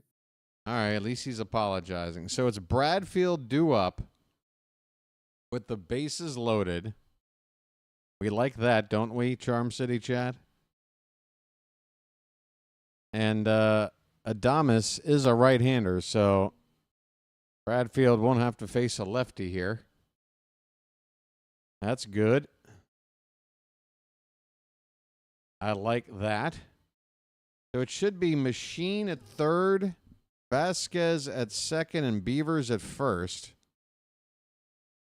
So there's some speed out there. Although, again, Vasquez already been caught out twice on the bases today.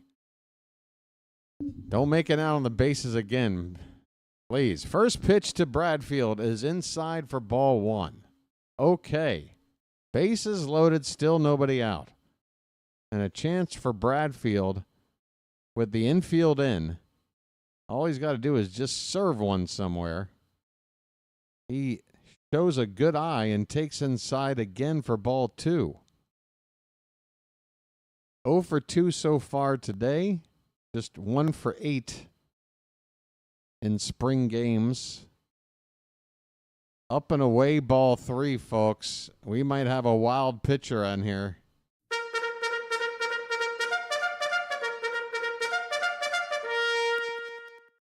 Put it in play, but for now, take a pitch. The 3-0. He takes all the way, and that's a get-me-over strike. 3-1. All right.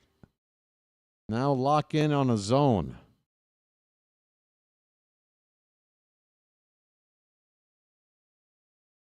Three and 1 pitch.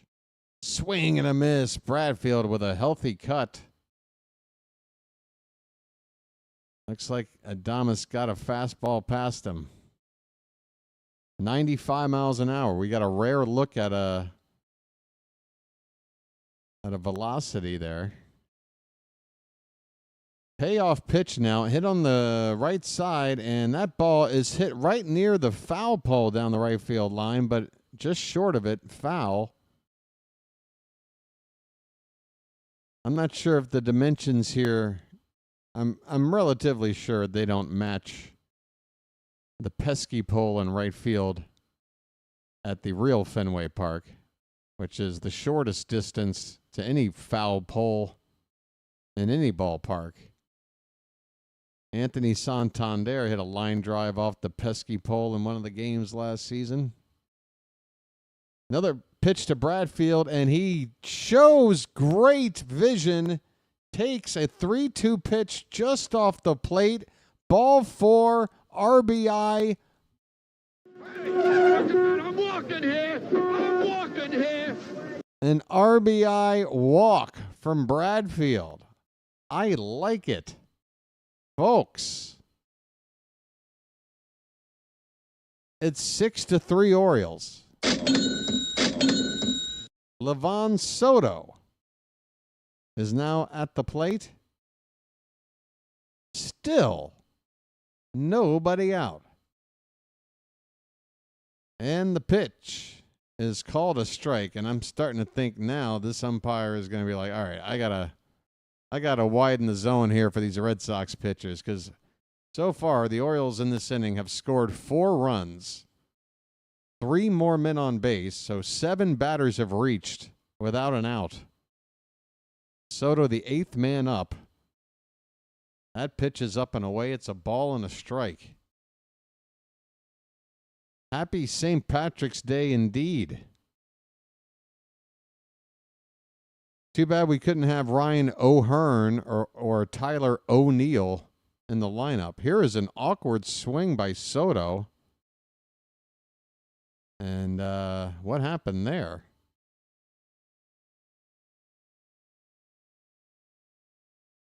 Looks like he lost his grip. He's going to put some of that.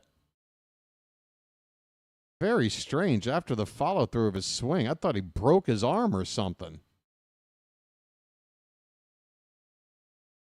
Luckily, it's nothing like that. He's up there now with a 1-2 count. Pitch.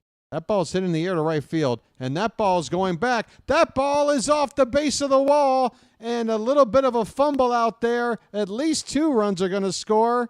That ball is going to get back in. It's a 2-run double. A 2-run double for Livan Soto. Make it 8-3 Orioles.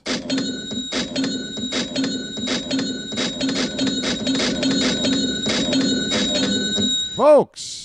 Ho, ho, it's magic. You know. Oh, it's magic. On a magic carpet ride. You believe in magic. 8-3.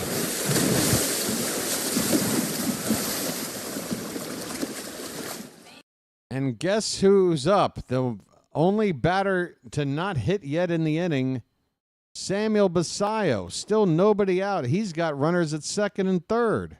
1-0 pitch popped up. First base side. Get out of play. Get out of play. That ball is caught over there by Casas. A basket catch with Bradfield at third base as well. It's the first out of the inning. And of all the people to make the first out, it's Basallo. So that'll bring up Sanchez for the second time in the inning.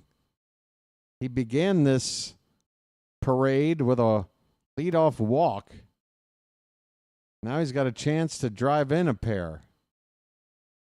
At least get Bradfield. And first pitch up and over the head of Sanchez. And the catcher, new catcher out there, by the way, Zavala, makes a nice play to prevent that ball from going to the backstop. Bradfield would score easily had that ball gotten away. 1-0 pitch inside, 2-0, folks. I smell another run coming here.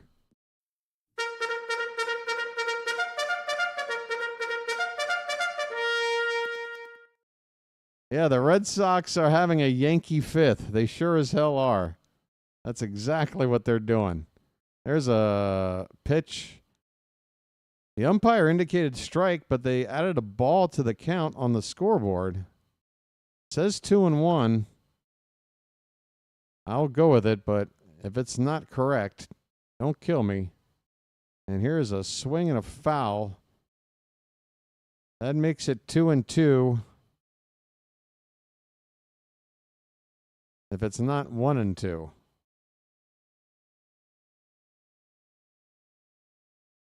8-3 Orioles. 6 runs in. They've got 11 hits on the day. 2-2 pitch. Low for ball 3. Folks.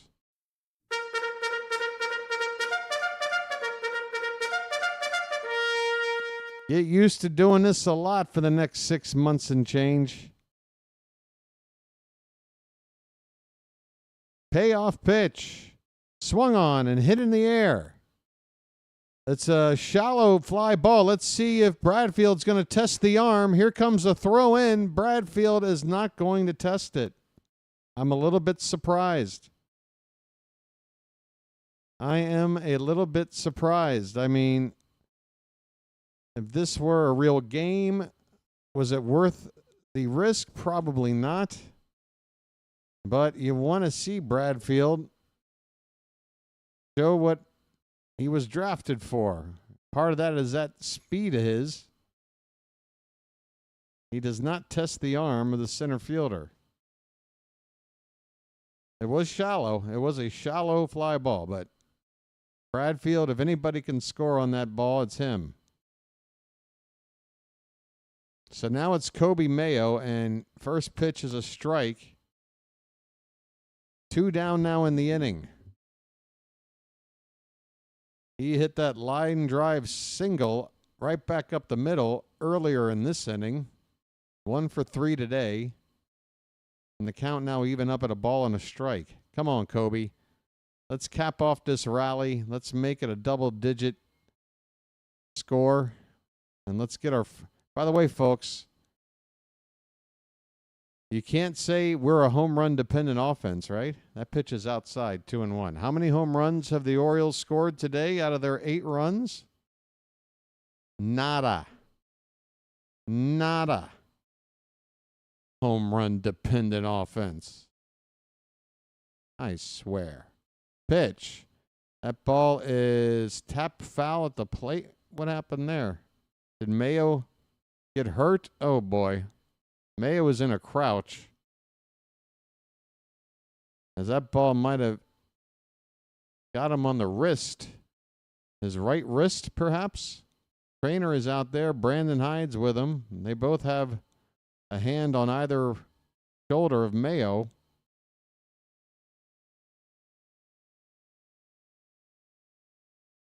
Did that ball hit him?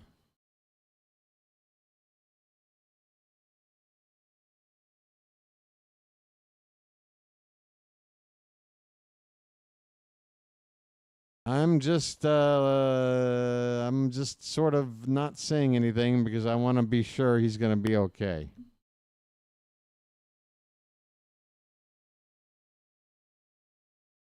Right now we're looking at replays.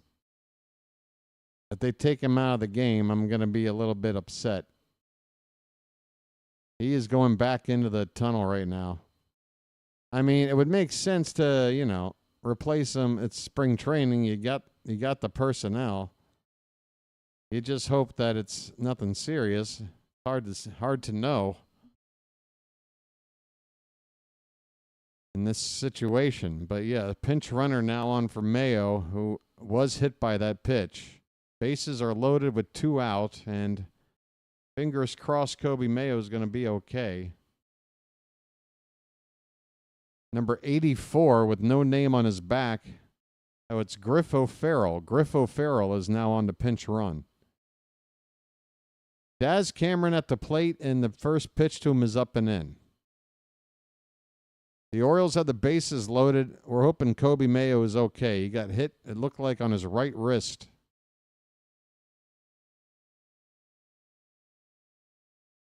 Which obviously is his throwing hand. That's a bit of a double whammy if it's anything serious. 1-1 the count now on Cameron. Bases loaded, 2 down. Pitch. Upstairs, 2-1.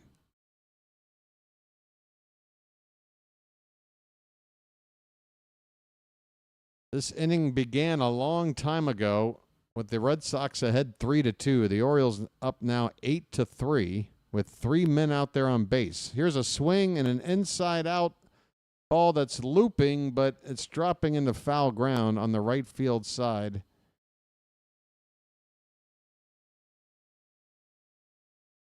Cameron almost dunked it in somewhere. 2 balls, 2 strikes, 2 out with the bases loaded.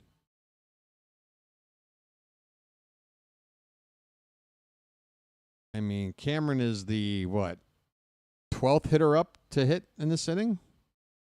And that's a line drive, and that is down for a base hit, and it's going to score a pair. Folks, the Orioles have put double digits on the board. It's a 2-out, 2-run single for Daz Cameron, and the Orioles now lead it 10-3. I mean, splash it up, folks. Splish, splash, I was taking a bath.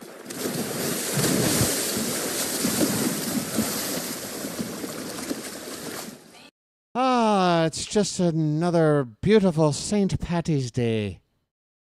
That's right. Again, I just wish Ryan O'Hearn and Tyler O'Neill were here to enjoy this beautiful day. I'm feeling green. And here's the machine. The machine is up, folks, again. You know, like everything. Hey, I'm just a love machine. And I don't work for nobody but you. I'm just... What an inning. Thank God it's us doing the scoring. If this was the Red Sox batting around 15 men to the plate or whatever the hell we're at this point, I might just pass out. But it's us. Machine with a big swing and a miss. And finally, the inning has concluded. But the Orioles, how about an 8 spot? 8 runs on I don't know how many hits. That was a lot of fun. It began with Machin with a 2-run single to make it. Machin with a RBI single tied it up at 3. Luis Vasquez RBI single made it 4-3. Daz Cameron scored on a wild pitch. That made it 5-3. Enrique Bradfield Jr. walked with the bases loaded. That made it 6-3. Livan Soto with a 2-run double made it 8-3. And then finally, Daz Cameron up again with a 2-run single to make it 10-3. My goodness, that is your scoring summary, not of the ball game, but of just that half inning. I'm sure we'll see a lot of changes in the game at this point for both sides, with Griffo Farrell already coming in to pinch run for Jorge Mateo. We saw him in the spring breakout game the other day. Right?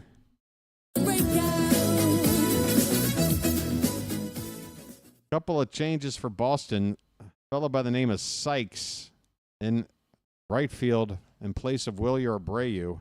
And the aforementioned Zavala, I think his first name is Sebi. He's in at the catcher position for Connor Wong. Connor Wong just so happens to be on the screen right now getting interviewed by the Boston broadcast team. We're going to the bottom of the 6th. It's 10-3 Baltimore, folks. Come on now. You got to love it. St. Patty's afternoon.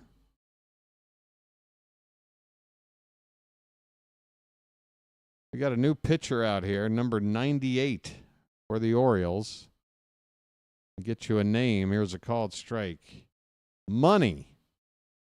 We got a guy by the name of Money. Blake Money. I mean, you got to love a name like that. Christian Campbell at the plate. 0-1 pitch is a check swing foul. And the count is 0-2. Blake Money. I mean, if he needs a soundbite, I already have it. Right there. 1-1 pitch. Fouled at the plate, 1-2. It's amazing. I've been covering every Orioles spring game that's been televised. I've been checking the box scores of the ones that have not been televised. I don't remember the name Blake Money. It's like every time I watch, there's a new Oriole I never heard of. This pitch is low. 2 balls and 2 strikes. Blake Money was actually born right here in Sarasota. How about that? That's all I got on this guy. He's 23 years old. He's 6'7", 240 pounds.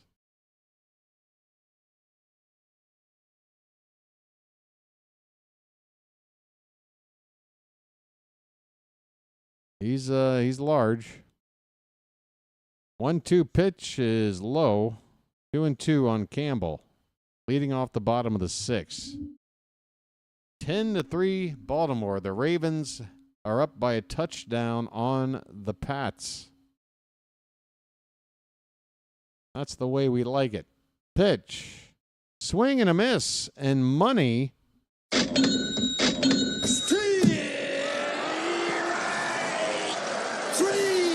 Well, y'all come back now, you hear? Hey, speaking of money, did you know there's ways to help out the BirdWatcher Channel? That's all I'll say. Hey, here is Cedane Rafaela up again. And first pitch, he pops it up. Shallow center and having trouble seeing it, but making the catch anyway is Bradfield. He did the right thing. He used the glove as a visor.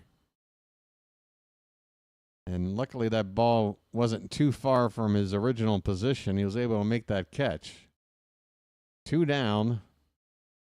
And now Jarren Duran is up for his 3rd at-bat today. He has yet to put the ball in play. He struck out and walked. First pitch from Money is a breaking ball low for ball 1.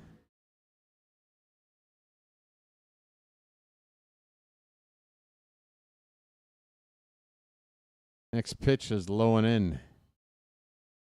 2-0 on Jarren Duran. Boy, I tell you, Jarren Duran, pretty damn good ball player. I hate saying that about players on rivals like the Red Sox, but he's a nice guy to have on your team with the tools he has. He's got a 2-1 count.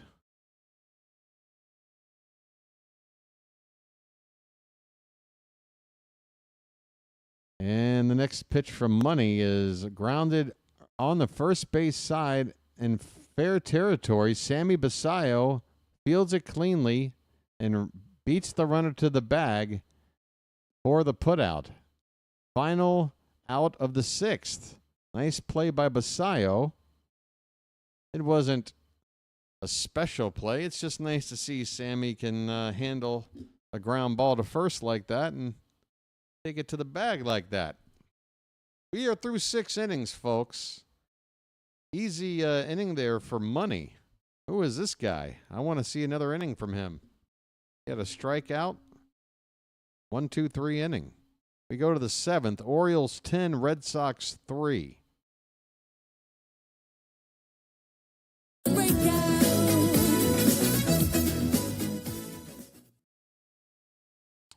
All right, so let me do the math here.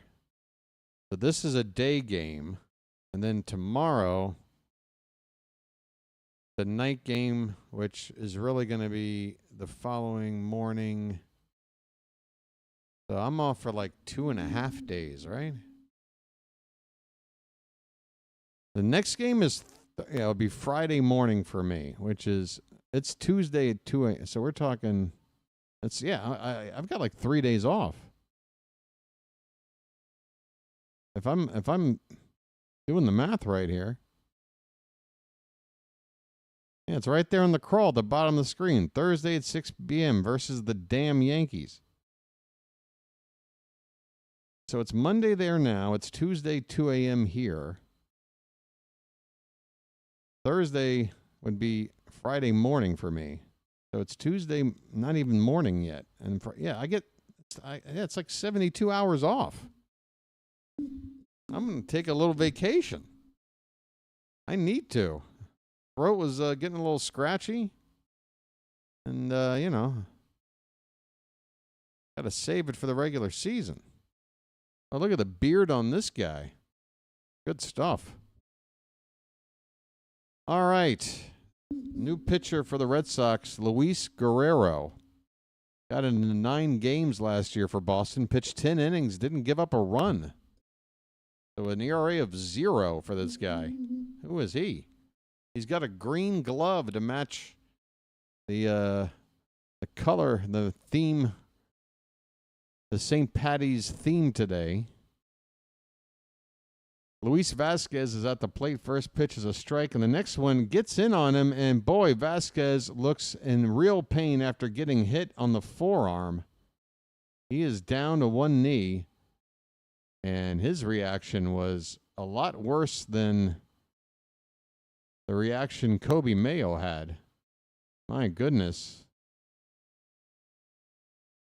Right in the forearm there. I mean, unless it absolutely broke the bone, he should be okay. It should just be a bruise, contusion.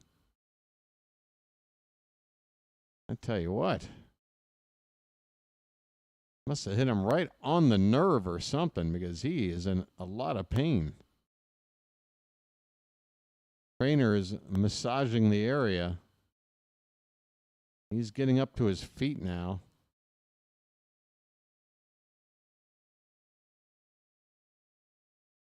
See if they keep him in the game or not. He slammed the bat down as soon as that pitch came in and hit him. Yep. Got him right on the... I mean, normally that's an area of the arm where if you get hit, you're okay. You know, it hurts. It stings. It's going to leave a purple circle. Vasquez is going to come out of the game. Pinch runner on, number 82. I'll get a name here in a sec. Is that Honeycutt? No, it wouldn't be, would it? They wouldn't put in an outfielder for an infielder. Find out here in a sec. Dylan Beavers is up at the plate. Runner at first, nobody out after a hit by pitch with Luis Vasquez exiting the ball game. Beavers takes called strike 1 from Guerrero. Dylan is 1 for 2. He looks at a called strike. It's 0-2. The pinch runner, a fellow by the name of Burns. And no, it's not Corbin Burns. It's another guy with the first initial C, Colin Burns. Low and in to to Beavers. Low and in for ball 1. 1 ball, 2 strikes. On Beavers, I am getting a little bit loopy. What do I need? Coffee? I don't know what I need. Beavers pops this pitch up to center field. That ball's carrying out there near the track in left center. Duran, if that's still you. No, it's not. A fellow by the name of Chacon out in left field makes the catch. So I got to get that out of the way. Plenty of changes in defense for the Red Sox. Chacon in left field, replacing Duran, just made that catch for out number 1. fellow by the name of Arias is at shortstop for Trevor Story. A new third catcher is on, and that ball gets away from the catcher with Enrique Bradfield at the plate. And Guerrero, this dude is wild. This dude is wild. Hey, man, like Mayo's out of the game. I don't think you were on to hit him, but now you hit Vasquez, and now he's hit Bradfield. That ball got him on the foot. What in the hell's going on here? So back-to-back hit batters? Or not back-to-back, but 2 out of the last 3 batters.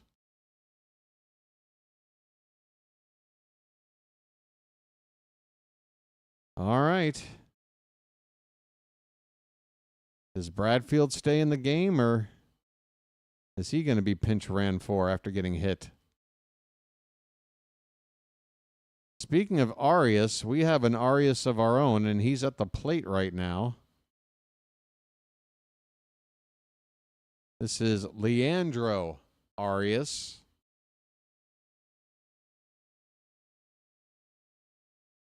First and second, 1 out. 1-0 pitch is low, and it rolls away from the catcher, but runners stay put. 2-0.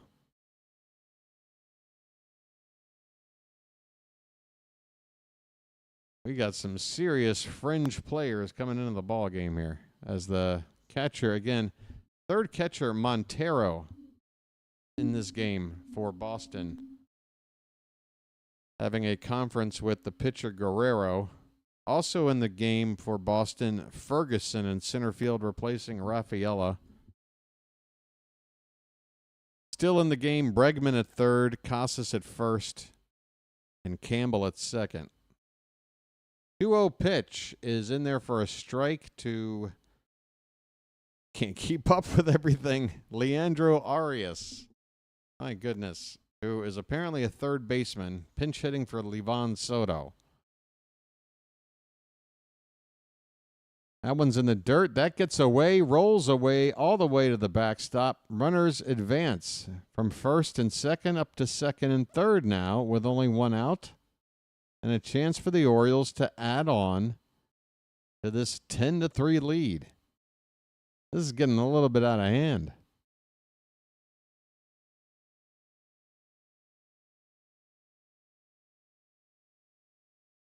Three-one count.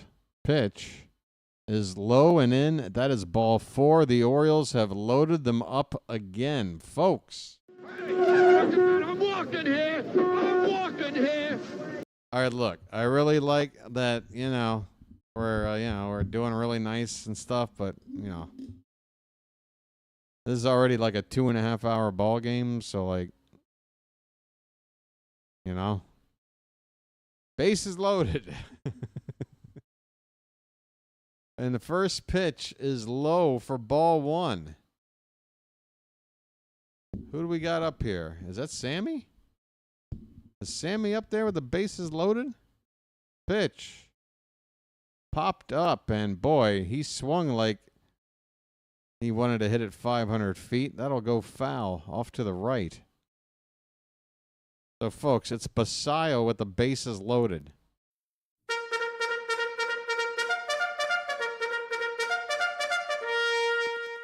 Pitch. That one is drilled foul down into the corner.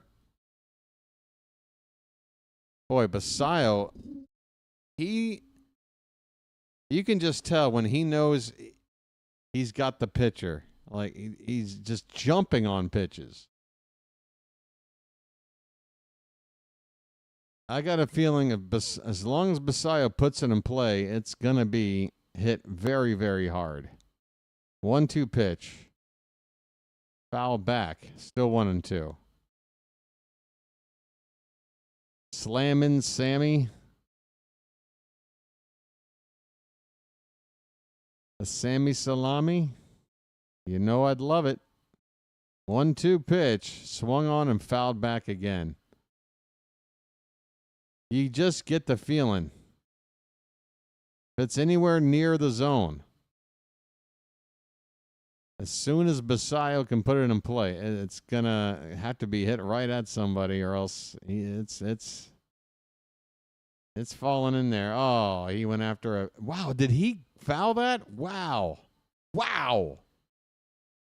Folks, Basayo just fouled away a pitch that was in the dirt. I mean, you need a pitching wedge to hit that. He's still alive. Another pitch. He reaches for this one and pops it up. Come on, get out of play, get out of play, get out of play. It drops. Nobody can get to it. And it's pretty inexcusable. That ball dropped near the third base coaching box. It was up in the...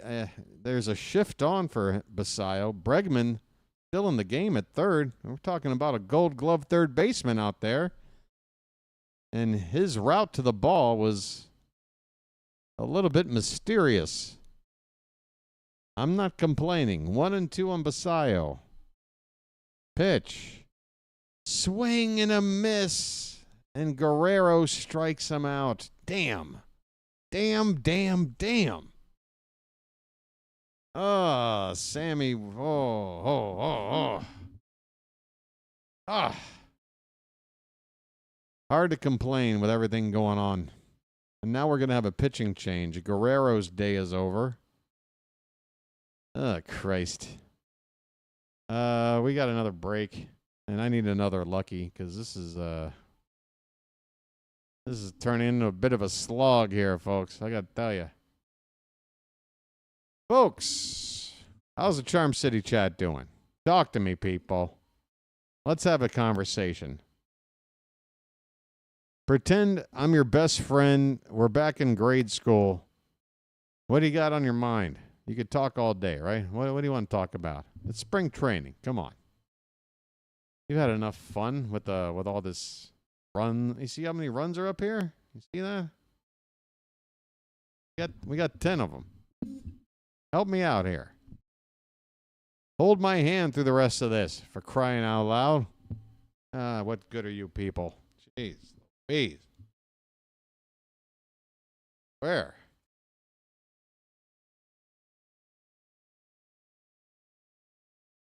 Tell you what. I don't know. David, let's give it a try, David. What's on your mind? Your 401k or something?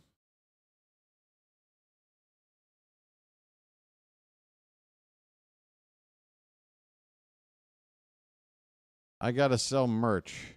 Is that the next? Okay, now we got the marketing. Okay. You know, I'd like to. I just feel like I gotta get to 5K before it feels like it's earned. You know what I mean? I mean, there's got to be a certain amount of people that are potential customers for stuff like that before you want to go out and invest in something like that, right? I don't know. How does it work? I don't know. Get stuff in place. We got a fellow by the name of Troy. Christopher Troy, Troye. Pitched in Double-A Portland last year for the Red Sox. 4.60 ERA, 28 games. At the plate for Baltimore, is that Beavers? Who is that? What the hell is that? Benuelos. I was going to say Beavers is a left-hander. I saw a B on the back, and I guessed. David Benuelos, catcher, is on a pinch hit for Gary Sanchez. He's got a 2-0 count, bases loaded, 2 down, and there's a swing and a miss, 2-1. So Troy on the pitch, Benuelos pinch hitting for Sanchez. I think Benuelos had 1 at-bat last year. He's the third catcher that travels with the team. A swing and a miss.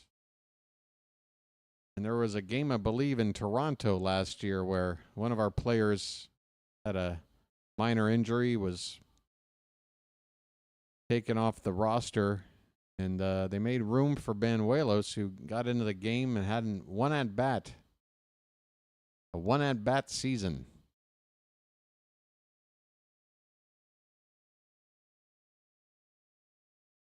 This pitch is up and in, full count.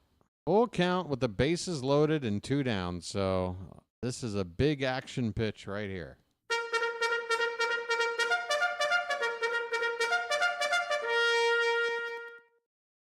YouTube shopping? No, I don't. I don't even know what that all does. Here's a pop-up foul, not a play. I think I know what you mean. I've seen channels where right below the screen where you subscribe, you'll see like little clickable merch items.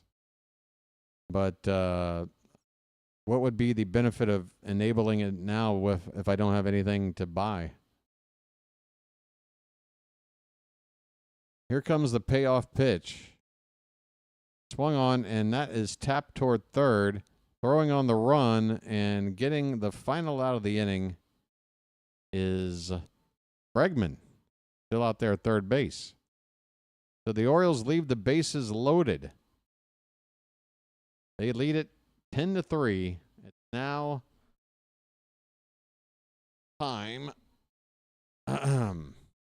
You don't make anything? It just links to Orioles jerseys or whatever? Oh, what? Do I get like some kind of residual for that or something? Do I get a finder's fee? What's your fee? How does that work? Folks, I'll figure that out here in a minute. Affiliate commission. All right. Well, we'll see. If it feels ethically okay for me, maybe I'll hook it up. But until then, folks, I'm going into the emoji area because it's a 7th inning stretch. And for the 7th inning stretch, I like to throw some cakes on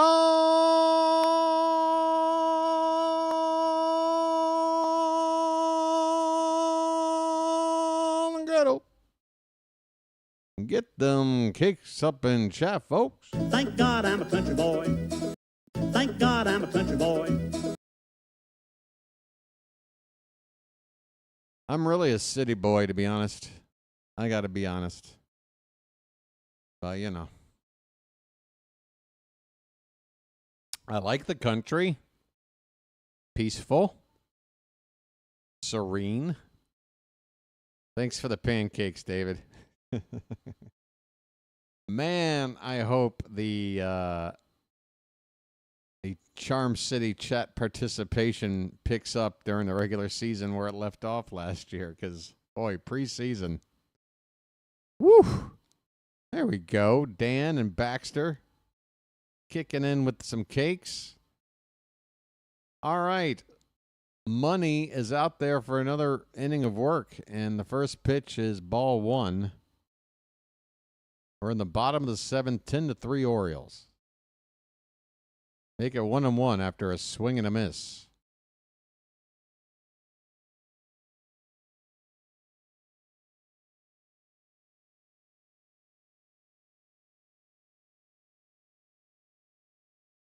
This pitch is up and in. 2 balls and 1 strike. I don't know who's at the plate right now. I simply don't know. There is a name on its back, but I can't see it. Swing and a miss. It's 2-2. My little scoreboard here is behind. It's still showing an Oriole hitter. So, I'm not even on the right screen. Let's go over here. Okay, so apparently somebody's pinch hitting for Christian Campbell. Because that's not Campbell at the plate. It's a full count on whoever the hell this is. Payoff pitch. Hit in the air, left center. Long run and a nice running grab by Bradfield. Folks, we just saw some range that gave me shades of Ced Mullins, folks. That gave me some Mullins vibes. Enrique Bradfield Jr. covering a lot of ground and making a nice catch on the run for the first out here in the 7th.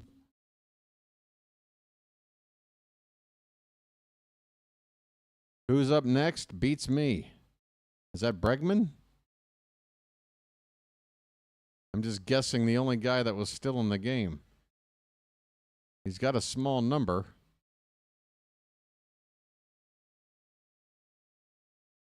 0-1 pitch. Line foul. 1 ball, 1 strike. It is Alex Bregman out there, isn't it? Number 2. Wonder why they're leaving him in the game the whole time.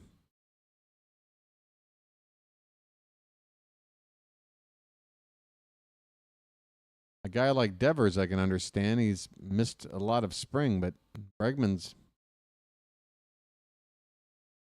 Here's a line drive. That ball is smoked down into the corner, and it'll be a fair ball, I believe. Nope, not fair. Wow. There is virtually no foul territory, so that ball must have hit up against the side wall. It was out of view of the camera. Lucky for us. 0-2 pitch is up and away. A ball and 2 strikes on Bregman with 1 out, nobody on. In the bottom of the 7th, the Orioles ahead 10-3.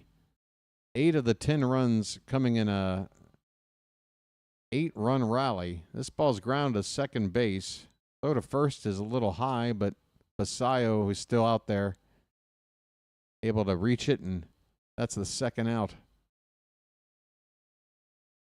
2 down, and it looks like this scoreboard is just locked. Let me see if refreshing it does something. Because that puppy is just sitting there doing nothing.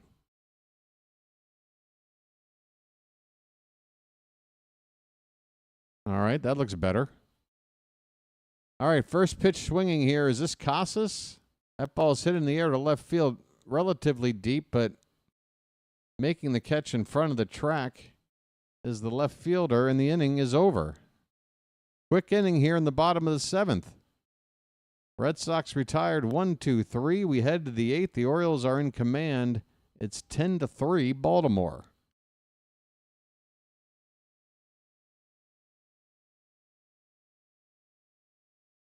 Merch, huh? I'm a bird watcher. I'm a bird watcher. I can see it now.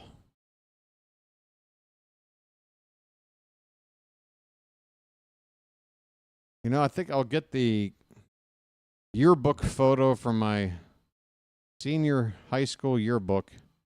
Just slap that on the t-shirt. We'll call that merch. How does that sound?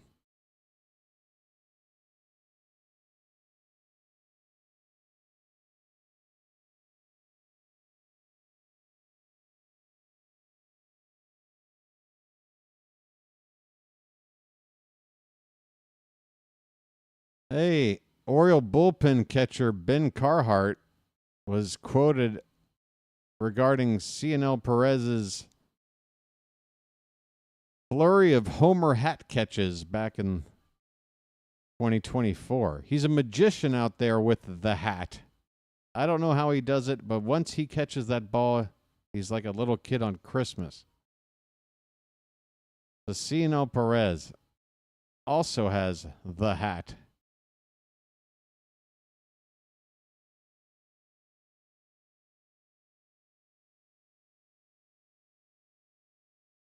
Here's that stat I mentioned earlier. So on opening day, the pitching matchup will be Zach Eflin against Jose Barrios. Those two pitched on opening day last year when Eflin was a Tampa Bay Ray. And hopefully things won't go the way they did last year at the Trop, where the Blue Jays won 8-2. Eflin allowed 6 runs in 5 2/3 innings. Barrios getting the best in that matchup. All right, we're in the top of the 8th now. Winkowski, the new pitcher for the Red Sox. And looks like Bregman's day is over at third base now. Followed by the name of De Leon over at third. Is that Blaze Jordan at first base for the Red Sox? And Seamus pinch hit earlier for Devers. That's the batter that I couldn't figure out who it was. It doesn't really matter. I just want to be thorough. But, you know. That's who that guy was, like anybody's caring. Okay, this pitch is hit in the air on the first base side, foul ground out of play. Full count. Where the hell are we? I am delirious. Griff O'Farrell. That's who's at the plate.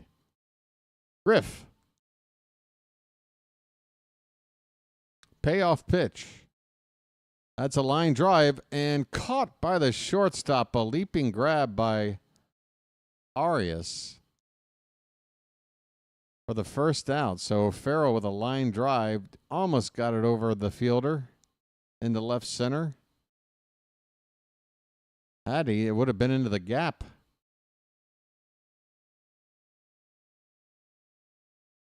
So good contact by O'Farrell. He was the second round pick for the Orioles last year, the round after Honeycutt. So he's got some pedigree to him. Might be seeing him with the big club in a couple of years. Daz Cameron at the plate. First pitch is a strike, and the next pitch is in the dirt. Count is 1-1 on Cameron with one out, nobody on, top of the eighth.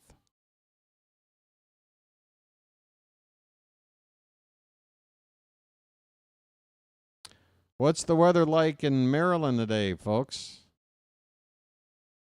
What's the temperature high? It's only 70 degrees here in Fort Myers. I say only. For me, that's cold.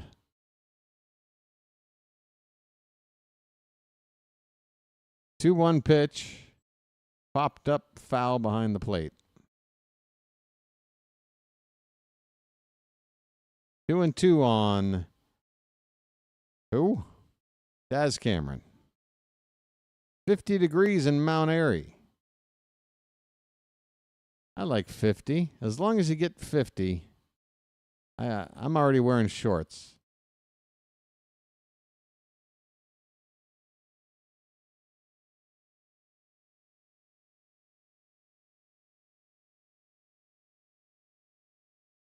Two and two on Daz Cameron.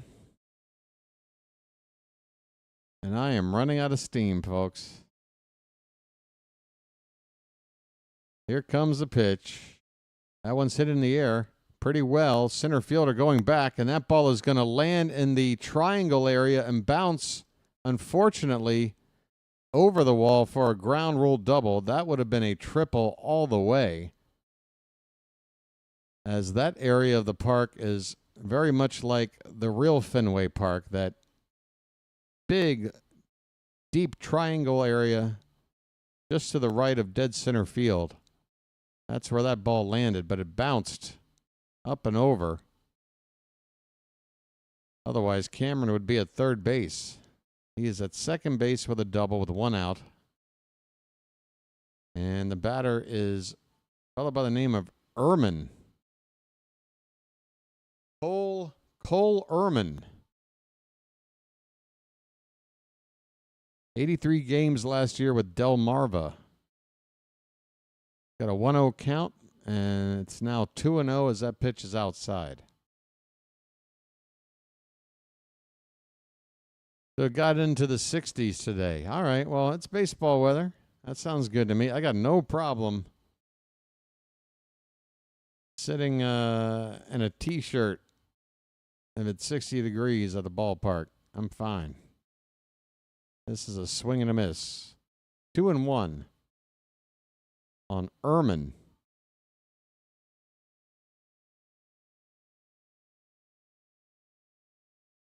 It's the hang in there 8th inning. That's right, folks. And this ball gets away from the catcher. The runner will now move up to third. So Daz Cameron, after getting robbed of a triple, gets to third anyway on the wild pitch. And with 1 out, now a chance for him to score without the benefit of a hit.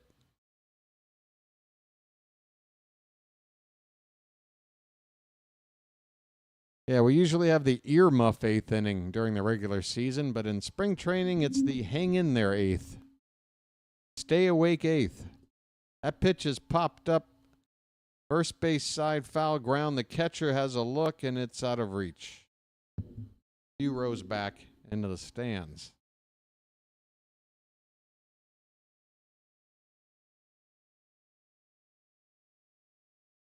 Grown adults acting like 4-year-olds over that foul ball. Like they've never seen a ball just bounce near them before. It's like not that crazy. All right. Payoff pitch is in the dirt. That ball gets away, and Cameron is going to come in and score standing, folks. It's 11-3 after another Red Sox wild pitch. I mean, folks, I'm going to keep some of these here. Let's just sum it up with this. Hey, everybody, we're all going to get laid. That's right, folks. That's one of the guarantees here on the BirdWatcher Channel. Anytime the Orioles score 11 runs or more, everybody gets laid. Or your money back. Dylan Beavers still in the game, up at the plate right now. He's got a strike. Runner at first, 1 out, a run in. Winkowski's pitch is swung on and missed. As Beavers nearly came out of his shoes on that swing. 0-2.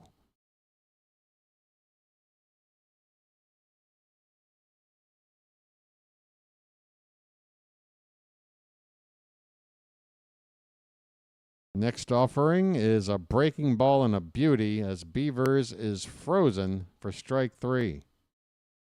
2 down in the 8th. Keep the change, you filthy animal. I want you to get your lazy, yellow belly, good for nothing keister off my property.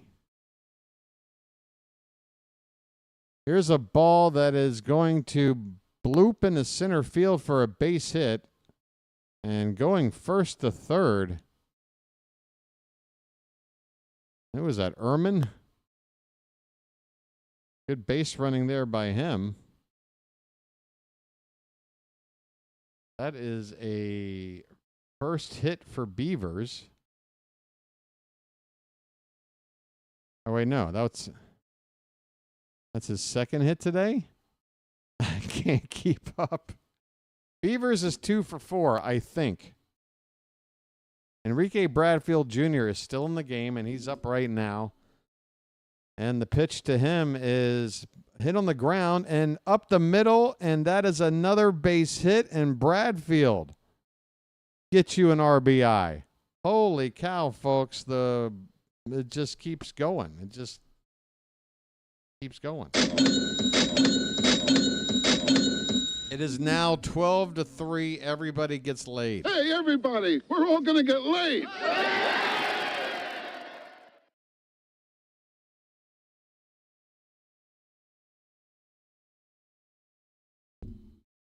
Twelve to 3.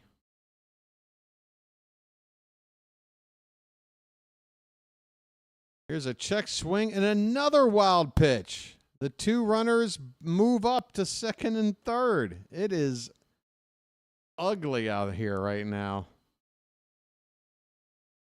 My goodness. Ugly.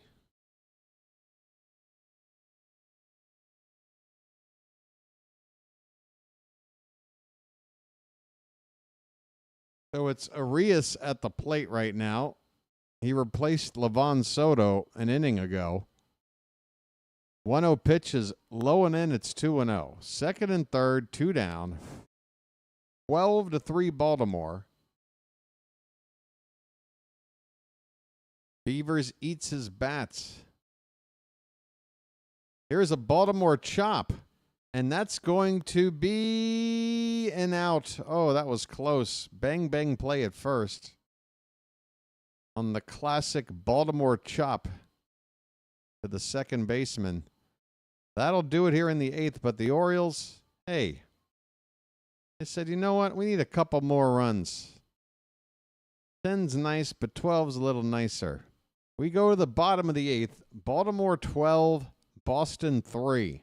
Where's my boy Fitz? Sorry, Charm City chat. Sorry. Fitzy. Come on, man. You got some splaining to do. Fitzy. You got some splaining to do. Sorry, Charm City chat. Sorry. I know, man, but how do you account for this, man? These are your Red Sox, man. This is your A team. Remember, folks, when this game began, the Red Sox went with what will probably be very close to their opening day lineup. Jarren Duran, Rafael Devers, Alex Bregman, Tristan Casas, Trevor Story, Willie Abreu. I mean, that's their top 6 right there. Those are everyday players.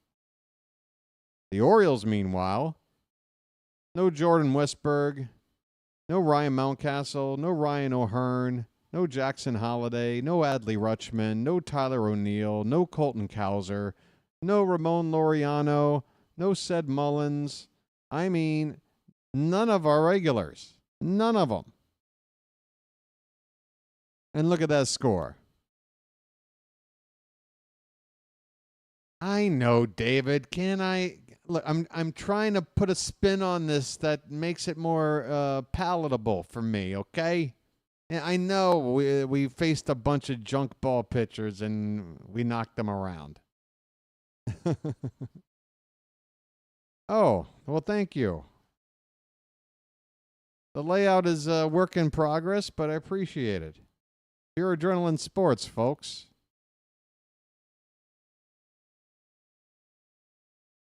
Yeah, so I get it. I mean, let's take a look at Tanner Houck did start the game, though, and we got 6 hits off of Houck in 4 1/3 innings. Here's a ground ball in the hole. It's short and through to left field for a base hit, a leadoff single for Arias. Great. Now there's a guy named Arias for both teams in this game, and I don't know either one.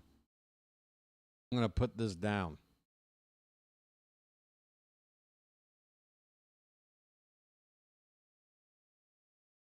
We all go a little mad sometimes, right?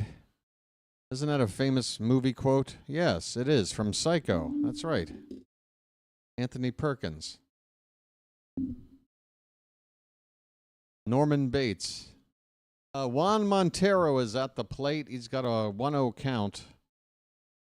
And this pitch is popped up. First base side, foul ground, and into the stands for a foul ball.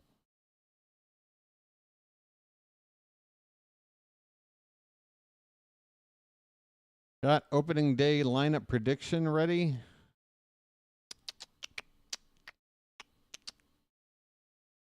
I mean, I think the only question is going to, if everybody's healthy, I think it's pretty set, especially now knowing that it's a right-hander on the mound for Rios. By the way, Money is still out here in his 3rd inning of work. He's got a 2-1 count and make it 3-1 after he spikes a pitch in the dirt.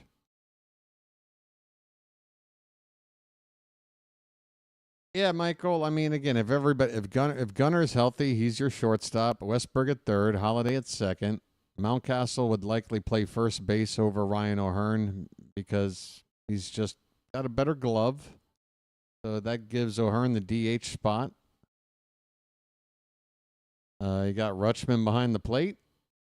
You got Tyler O'Neill definitely starting. You got Colton Cowser definitely starting. And then you got an option. You can put Sed Mullins in center field, which I think they will for opening day, with Cowser and O'Neill in the corners.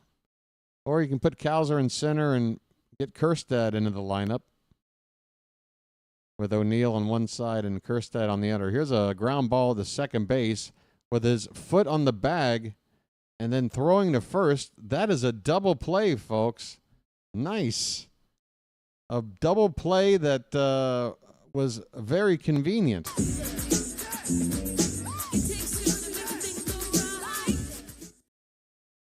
A ground ball right to the bag. It was similar to a play earlier that Livan Soto booted. This time the play is made, and it's a double play. Base is empty.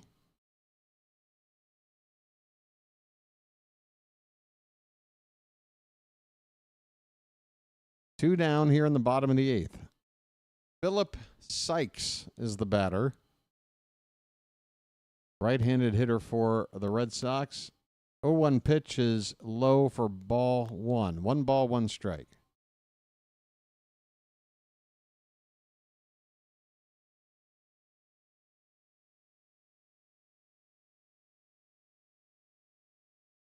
Yeah, so again, opening day lineup. Now, if you're talking about batting order, that's a whole nother conversation. That'll be very interesting to see because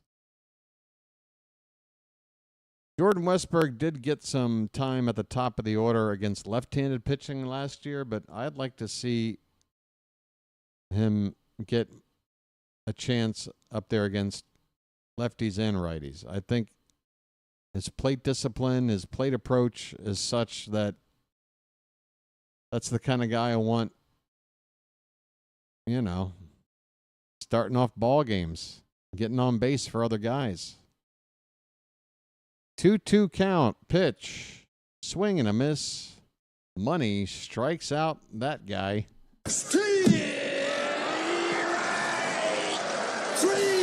Well, y'all come back now, you hear? That's right. The name of that guy was that guy. Sykes. I was kidding. Sykes. No, his name is Sykes. It's all very confusing, folks. We go to the ninth inning. It's the Orioles 12 and the Red Sox 3. Tell ya. I'm ready to turn in. It's 3 a.m. here locally. 3 o'clock in the morning. Watching an exhibition game. That's a blowout. But at least one that we're winning, right? And what was the final score of that one game yesterday? The Orioles had a split squad. I think they lost like 11-1 to somebody. Who was that? 12-1 to the Phillies. Yeah, that was the one where Zach Eflin got hit around. Eflin should be making one more start sometime here, probably Friday, before he's then going to be lined up to make that opening day start in Toronto. Yeah, 12-1 yesterday, the Phillies. 12 runs on 13 hits. The Orioles had 1 run, made 2 errors. Ramon Laureano did homer in that game. Vance Honeycutt got a base hit off the bench in that game. Just now looking at this box score here. All right, we're underway, and is that Basayo still in the ball game, getting one more chance to swing a bat? Sammy Basayo, folks. Samuel! Like to see a guy like him get as many at bats as possible. Big cut and a miss. Man, oh man. He's got a power swing if I ever saw one. He's 1 for 5 so far today. So 6 trips to the plate here in a 9-inning game. And this ball's hit on the ground. Second baseman, he smothers it, able to pop up and throw out Basayo for the first out in the 9th. To make Basayo 1 for 6.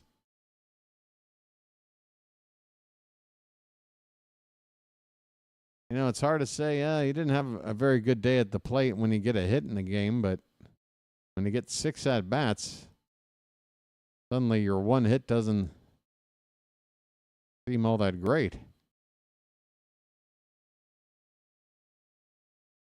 All right, first pitch swinging here is Benuelos, popping it up. First baseman in foul ground makes the catch, 2 away.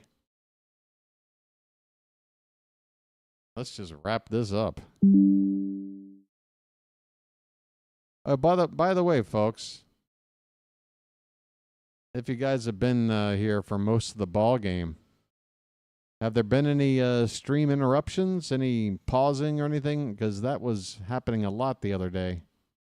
I'm hoping it's been a nice, flawless stream here today. We got 2 out here.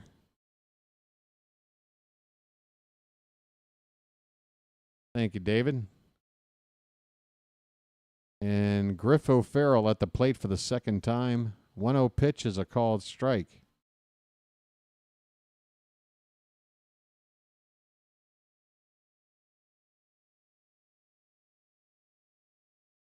Winchkowski's 32nd pitch since coming on is a little bit off the plate. 2-1. Happy St. Patty's Day, everybody. Aaron Go Brach. Right?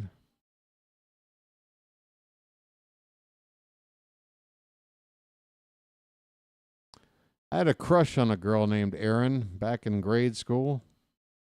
And I always thought that Irish expression, Aaron Go Brach, had something to do with her, but I could never figure out what it meant. 3-1 pitch is lined in the center field, a base hit. So Griff O'Farrell, one of our prospects that we should be talking a little bit more about. Again, he was the second-round pick from last year. He hit a liner that was caught by the shortstop his first time in the game as a pinch hitter, and now second time up. Lines one in the center field for a base hit. He's got a nice-looking swing. He's at first base with 2 down.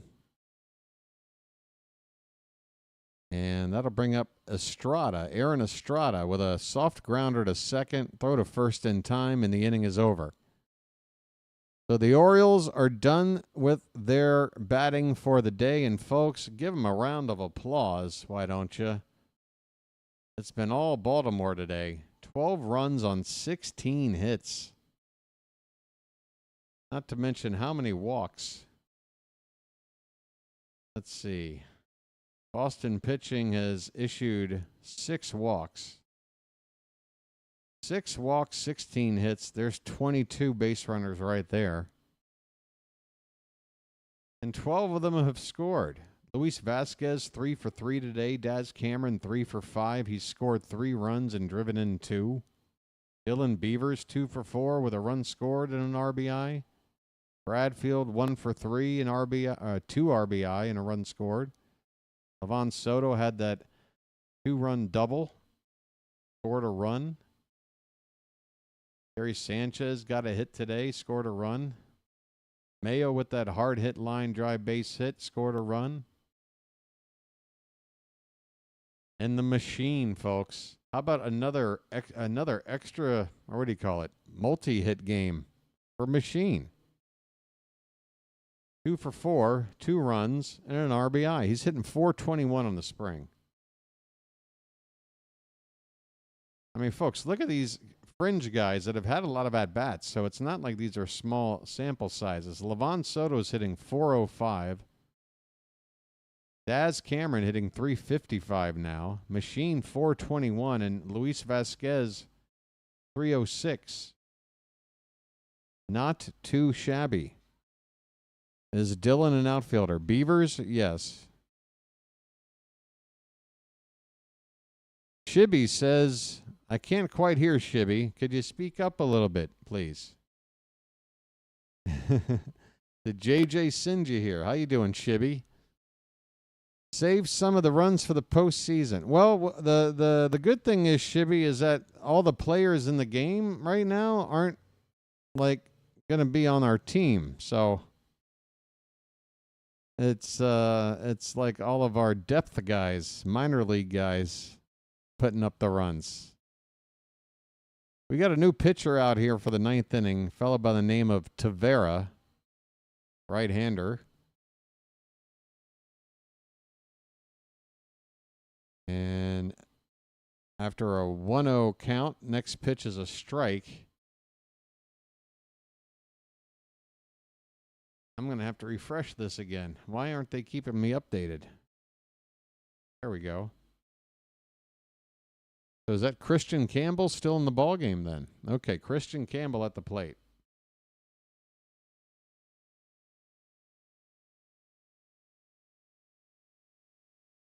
Two and one the count on him. Leading off the bottom of the 9th. Pitch inside. 3-1. 12-3 Baltimore.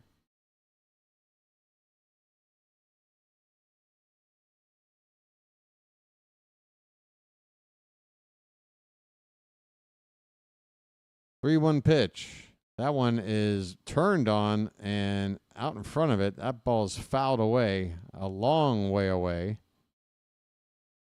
by Campbell.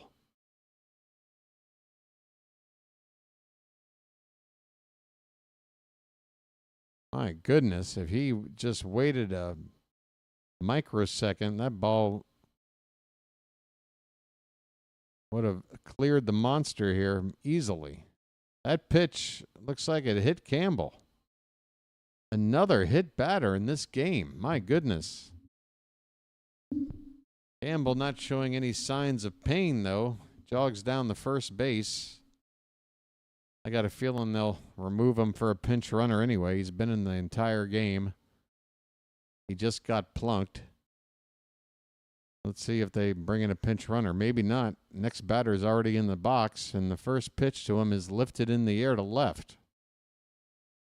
Waiting under it and making the catch is Beavers for the first out here in the 9th.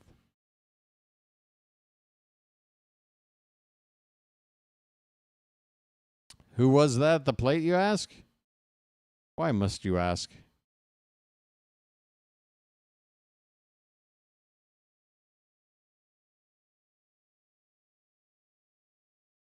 One out. Oh, right. That was Campbell. That's right, because Campbell's still in the game. So Campbell, that was who was at the plate. The one guy I should know. Okay, so that means we're back to the top of the order then.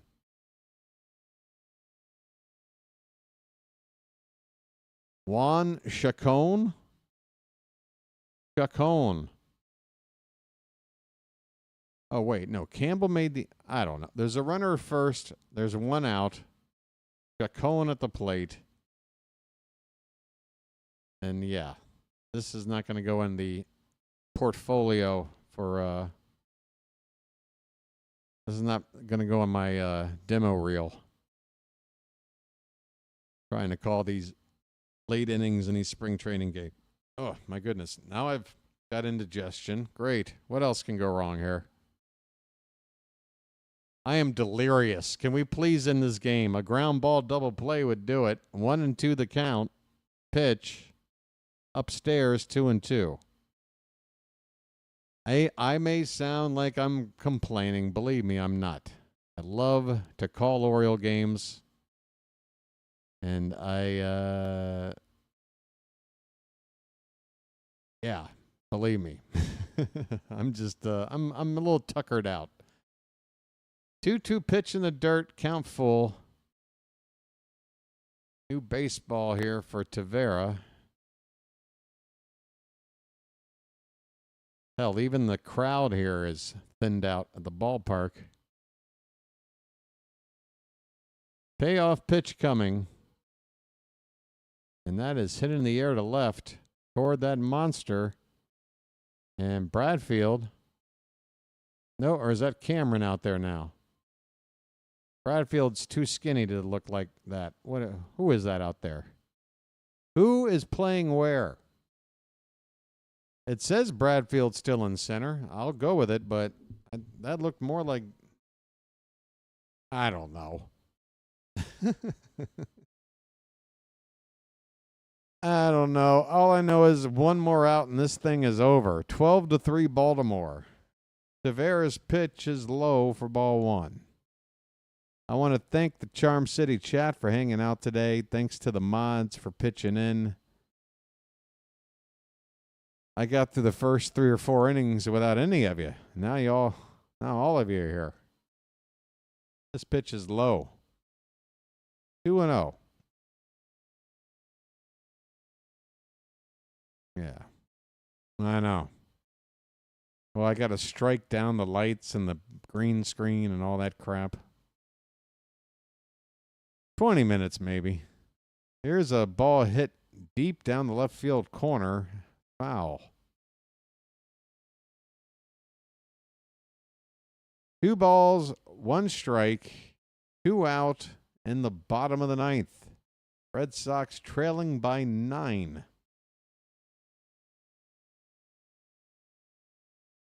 Tavera on the mound, and he gets a called strike 2. All right, 1 more strike.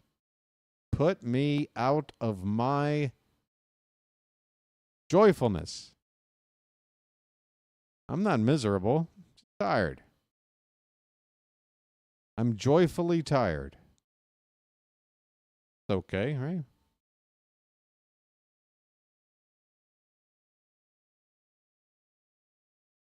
Remember, folks, come back on Thursday.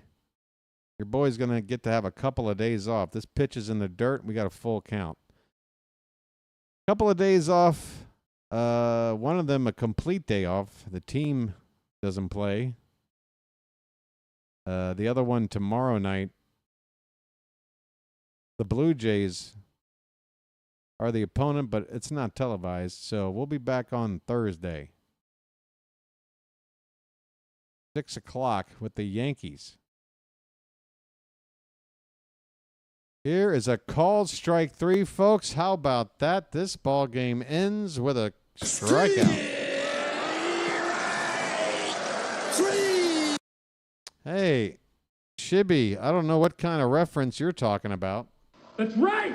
We can't have anyone freak out there, okay? We've got to keep our composure. We've come too far. There's too much to lose. We've got to keep our composure. Yeah, I don't know what Shibby's talking about. Hey, Shibby. I'm assuming you've already subscribed to the channel, right? I'm sorry. Should I talk more in the way you chat? You've subscribed to the channel already, right? Just checking. Can you hear me? Hello?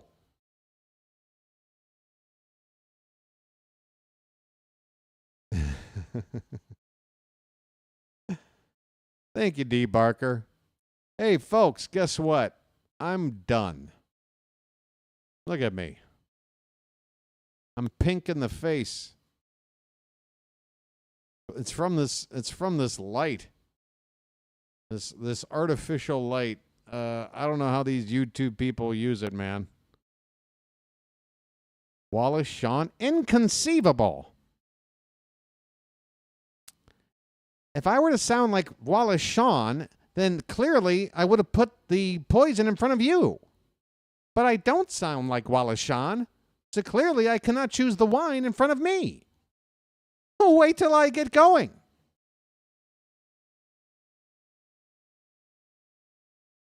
Not bad, right? Close game. Glad I made it back to the channel before the game ended. Thank you, Dan. Thank you, Baxter. Thank you, Bart. Never start a land war in Asia. Do I have a sub goal, Pure? Yeah, 20. I think 5K, right? I mean, I got near 2,500 after 1 year. So if I just repeat that and get to 5K, that would make me very happy. Fingers crossed. Hopefully 5K as a goal is not inconceivable. You want me to take you back to where you were? Unemployed?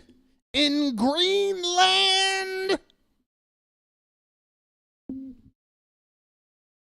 Anyway, that's about all I got for this one, folks.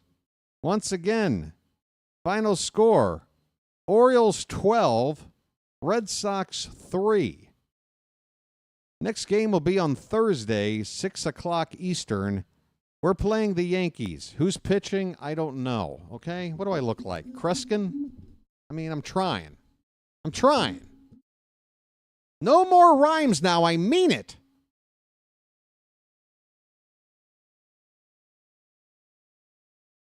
As soon as his head is in view, hit it with the rock.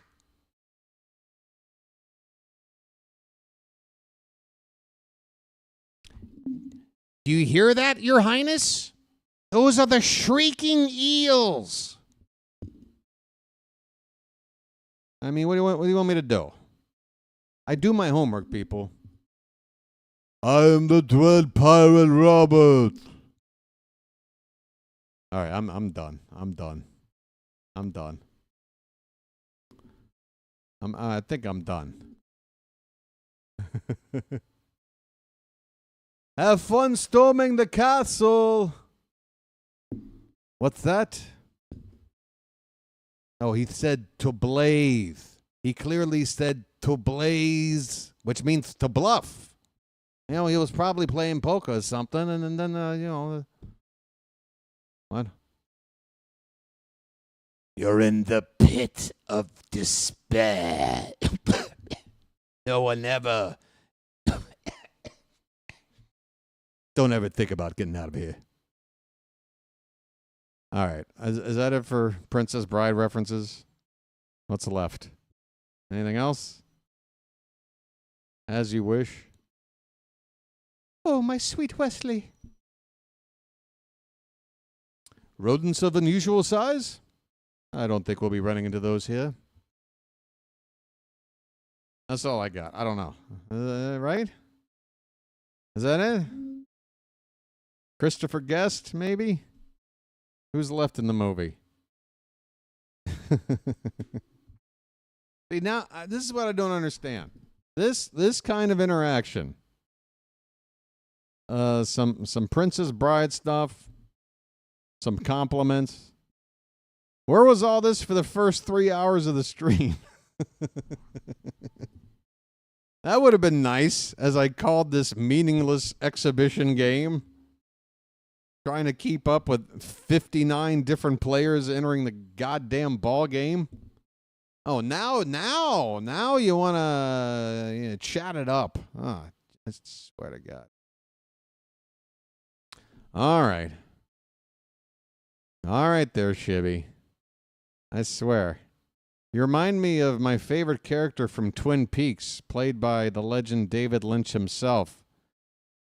He had to speak loud because he had trouble hearing.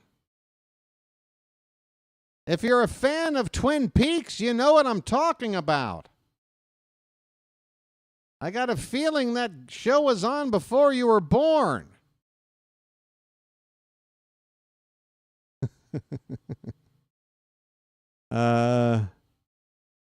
Were you stuck on the support? Hey, by the way, if you ever get stuck on my my merch, you know, on the 1-800 number to order my merch, just let me know. I'll take care of it. Yeah, Shibby's a good egg. Shibby, you're a good egg, right? What was JJ doing today? Who are the Phillies playing? Let me just light up the special lucky. I don't know why. I said I was deliriously tired, and now I got my second win. Shibby, tell me. What was JJ doing today?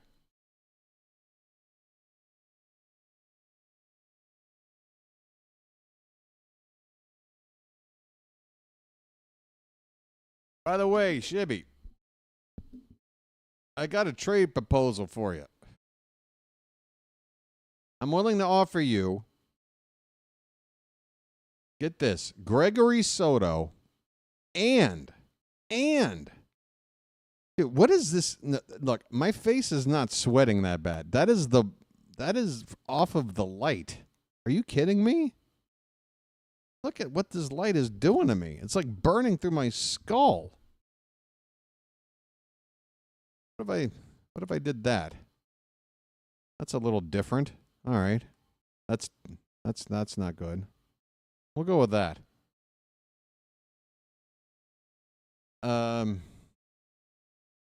He was calling the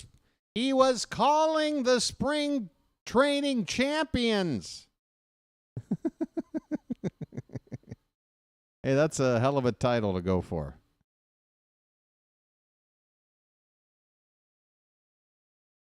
Shibby, how's the NL East gonna shape out?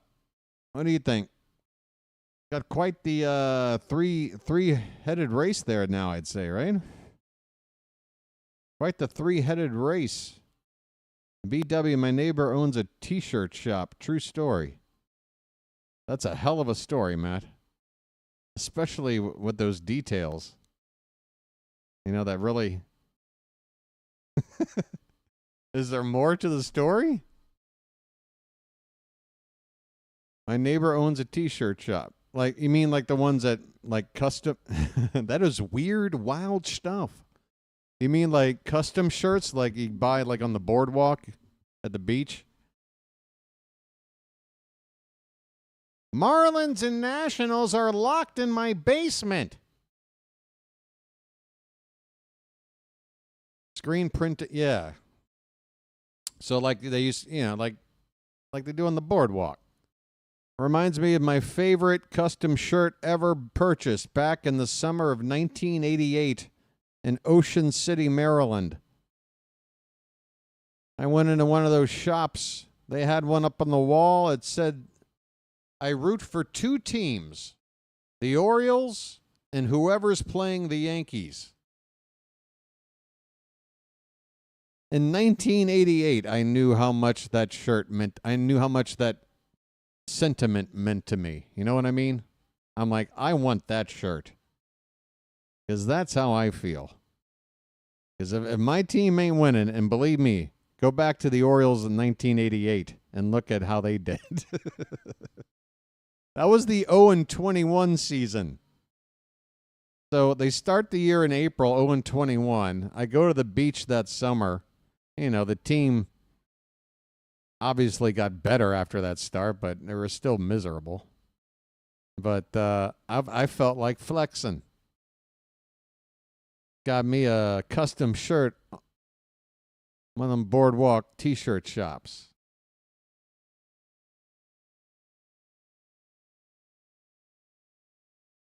Is that the name of the Marlins mascot? Billy the Marlin? I didn't even know that. Is that right? That's right. Philly and Baltimore. You got the city of brotherly love, and you got Charm City. How can you not shake hands, man? And I want to thank you very much for that. I really do. You know? It's like that. Mid-Atlantic, you know. We got a little bit of Mason here. You got a little bit of Dixon there, you know. We're right there, you know. It ain't far. And New York stinks. At least, you know, in terms of sports.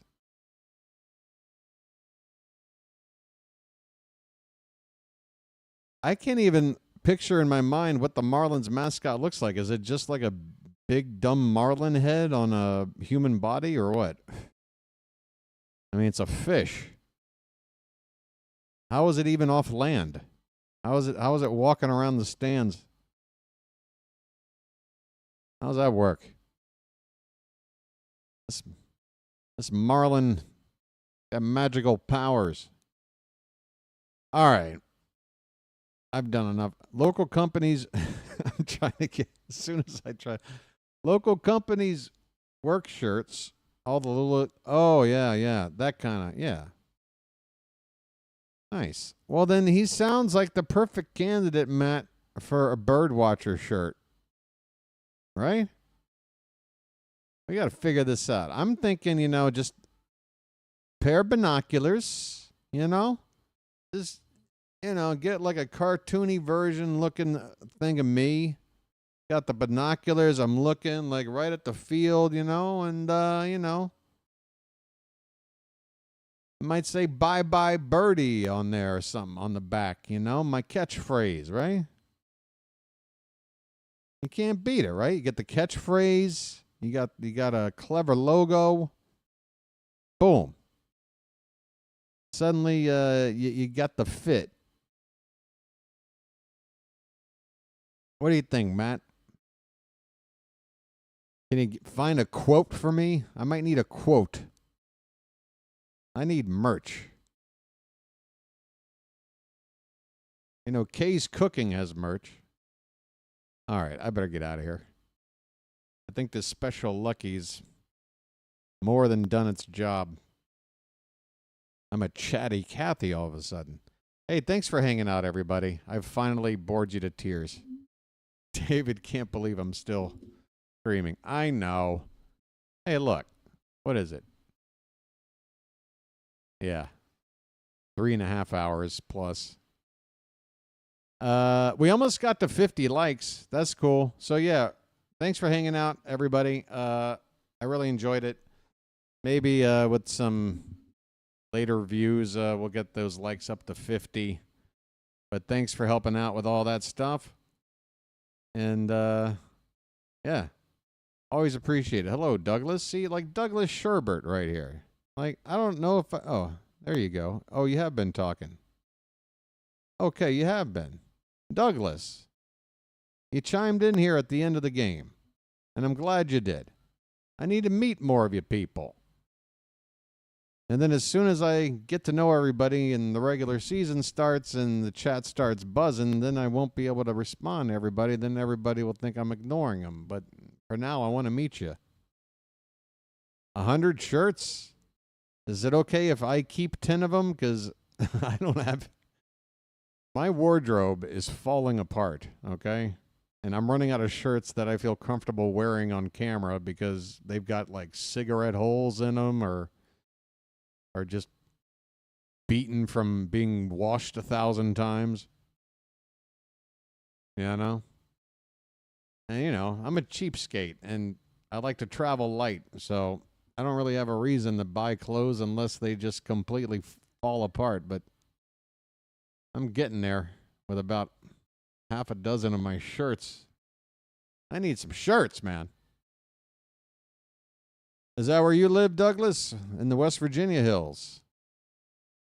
That's awesome, man. West Virginia's a beautiful state, man. Big fan of Appalachia. More cigarette hole shirts, less Yankee runs. That's right. Well, that's how I get those holes. I celebrate every time the Yankees make an error by putting a hole in my shirt. That's why World Series last year, all of my clothes, all of my shirts got full of holes. It was worth it. All right. I've had a lot of fun. I'm delirious.